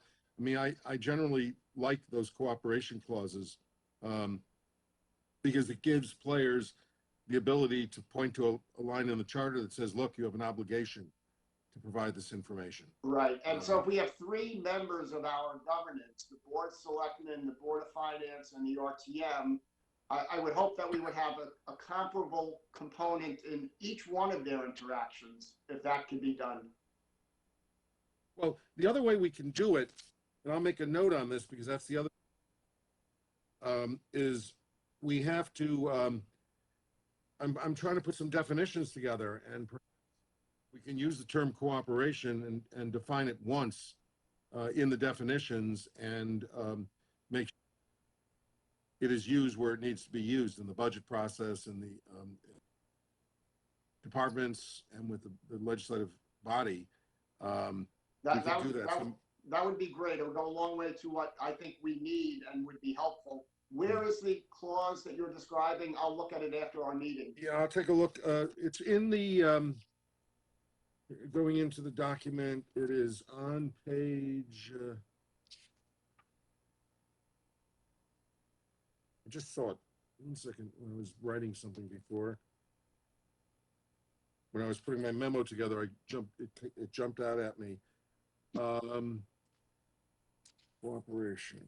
Well, I don't want to delay it, so maybe you just tell me offline. I'm curious. Yeah, it's in here. It's somewhere in the, it's in the section on the RTM. It's just not jumping out at me as I. Okay, I'll find it later, Steve. I don't want to delay us. And Brian, my apologies for jumping in and opening up a different line of questioning. All right. John and Steve, I'm sorry, it's on page 19, I think. Thank you, John. That's a required cooperation Yep, that's it. under the RTM.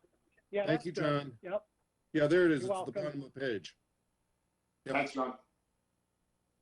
So I'm sure that's make sure that's taken care of. Can I ask for some homework if John Matola and Pam Iacono can look at the language on page 7 and 8?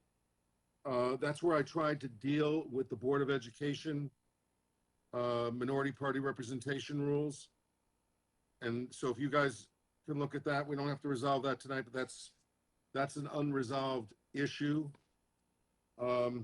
Let me just run through here if there's anything else that I want to make sure.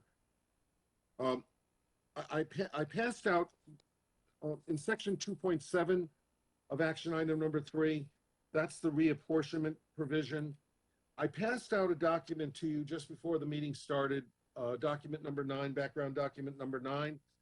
And what that showed, it was interesting to me. I've never taken a survey of it before. You have a process where it's a strictly council process 2-2 split between between the 2 parties, actually. And it doesn't distinguish between them in that regard.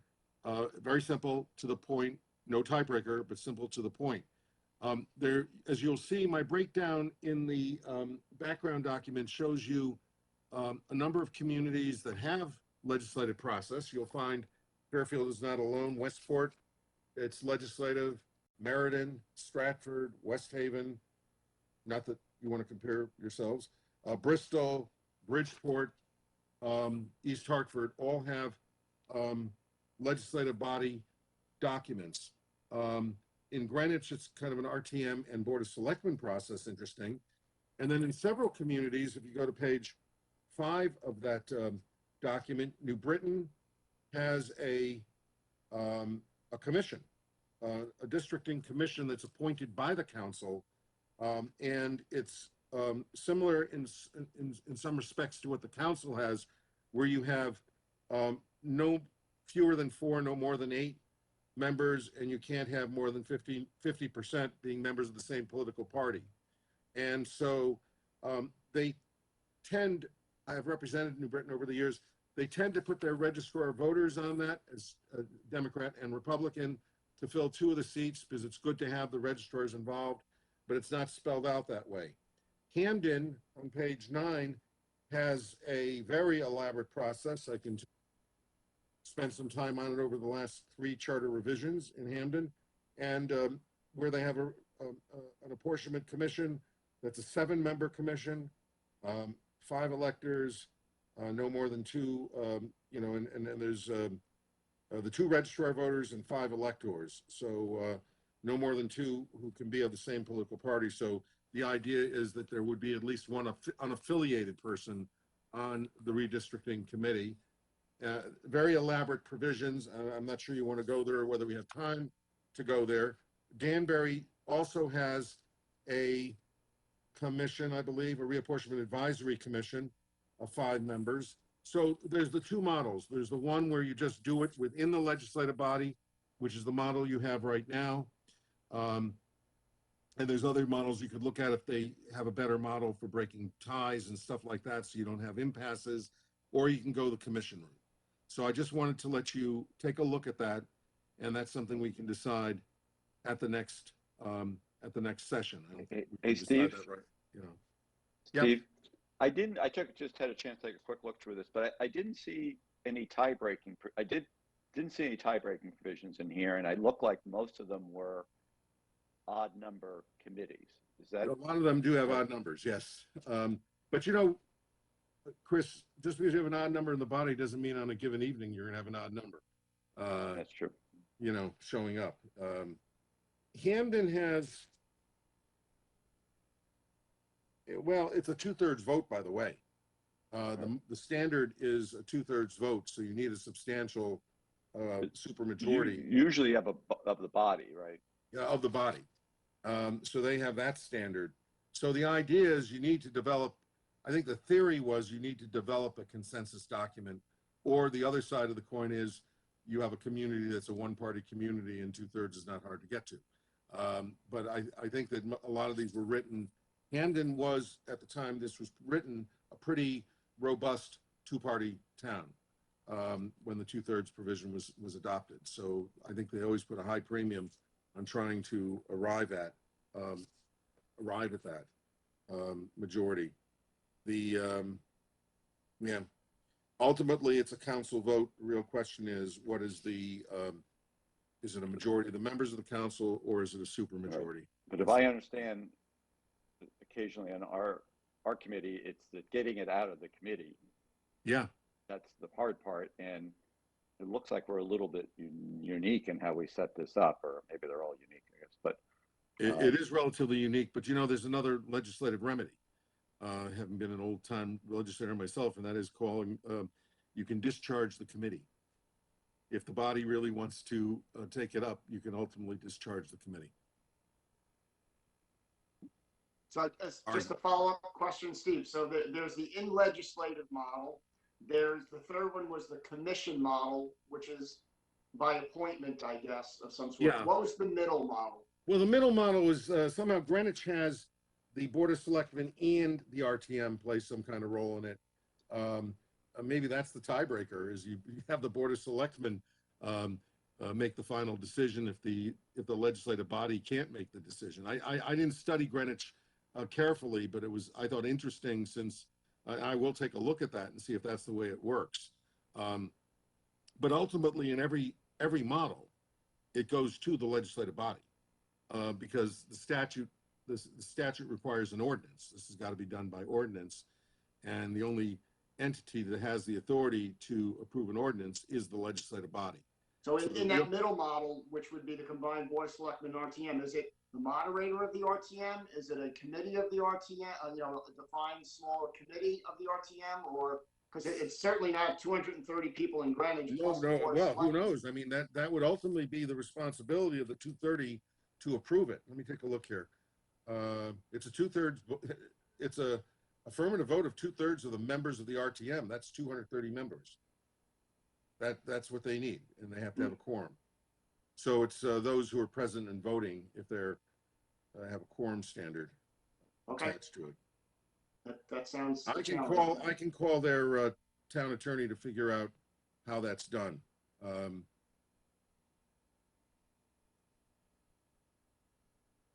Okay, thank you. Yeah, it requires a majority vote of the Board of Selectmen and a 2/3 vote of the RTM. Wow. I think that's a strange model. I would not recommend that model to you. I just wanted to put it there to show you that it was out there. Yeah. Let's see what other big issues there are in this document. If you don't mind, since we're all here, I'm going to run through the document. I'll go through the RTM with the modifications, and I'm going to make some judgment calls about leaving things in here. I mean, I don't think there's any reason why the section on committees and appointment of committees shouldn't remain, open meeting criteria. We talked about the legal issue before, the notion of a parliamentarian, because I think the objective is if you get them down to 30 and you're moving in that direction, you want to move them toward a more of a legislative model. So a lot of these things remain. What they won't be getting are any of the specific Board of Selectmen authorities, and I'll have to go through and make that work.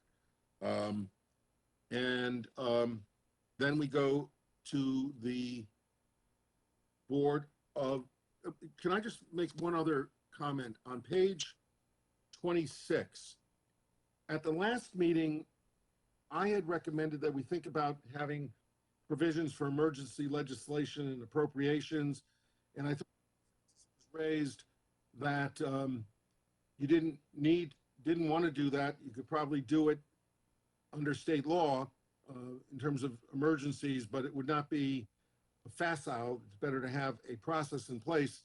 And I took it out, but then Chris Brogan, Vice Chair Brogan, wrote a comment, emergency provisions make sense. So I wanted to make sure that I wasn't deleting something if people weren't truly paying attention to it, whether the Vice Chair raised it before I deleted it or after I deleted it. So I think I raised to be respectful of his when comment. you had it there, but I'm satisfied as long as we can do it under state law, if that's the way to do it. Thank you. Yeah. Yeah, I just wanted to make sure that you weren't, I wasn't dissing you on this one. Well, do we want to say something that emergency provision is that state law allows, thus and so it's clear that. Well, if you don't. There it is. Yeah, Demis and all these other organizations, the health department, there's a whole series of different types of emergencies that get declared.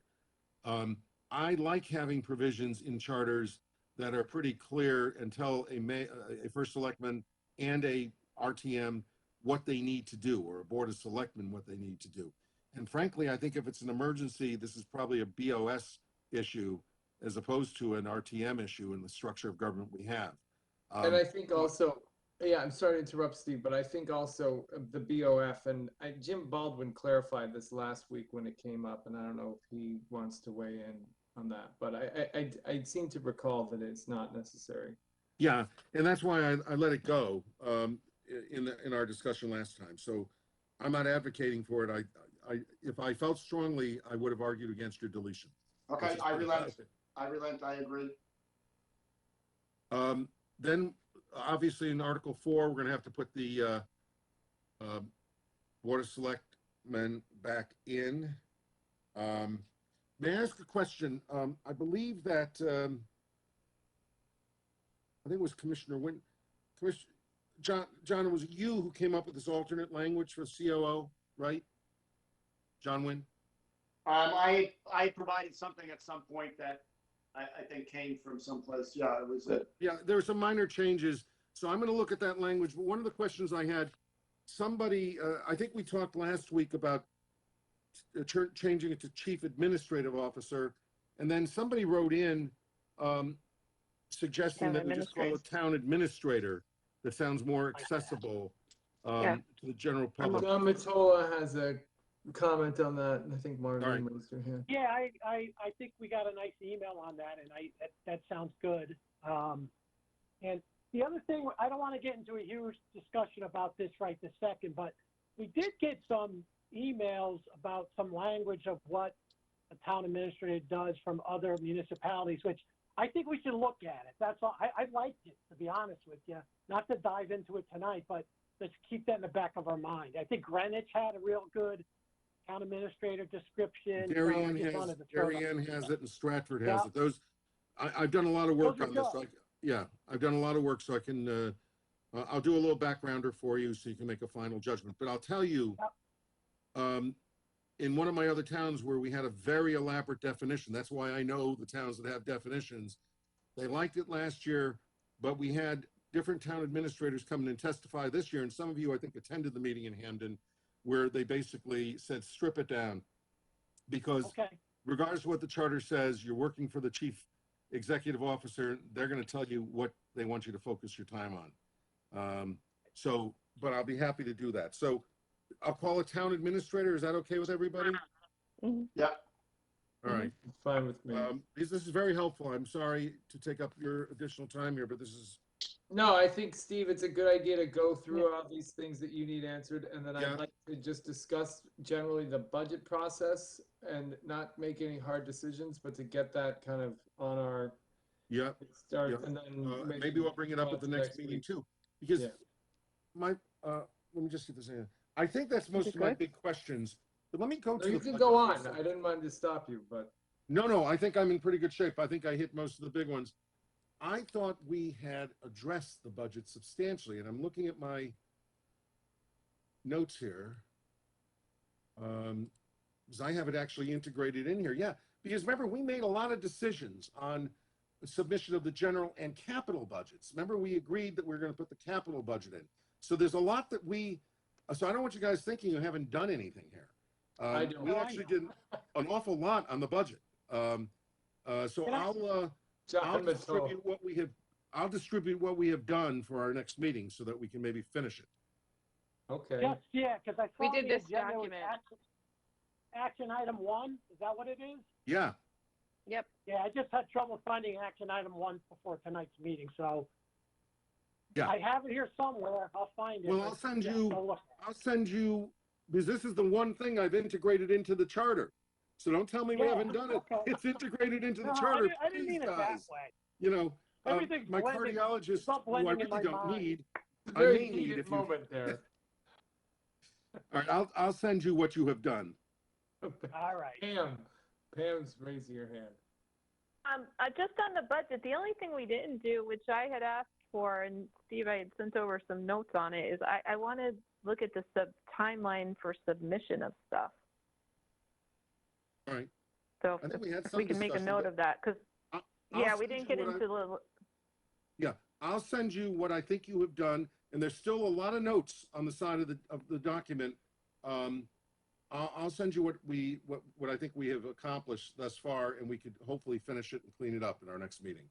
Yeah, I don't think it's a very long conversation. It's just, No. stuff that I had pointed out that I think we kind of all agreed with, pushing it all out it benefited every single board, so.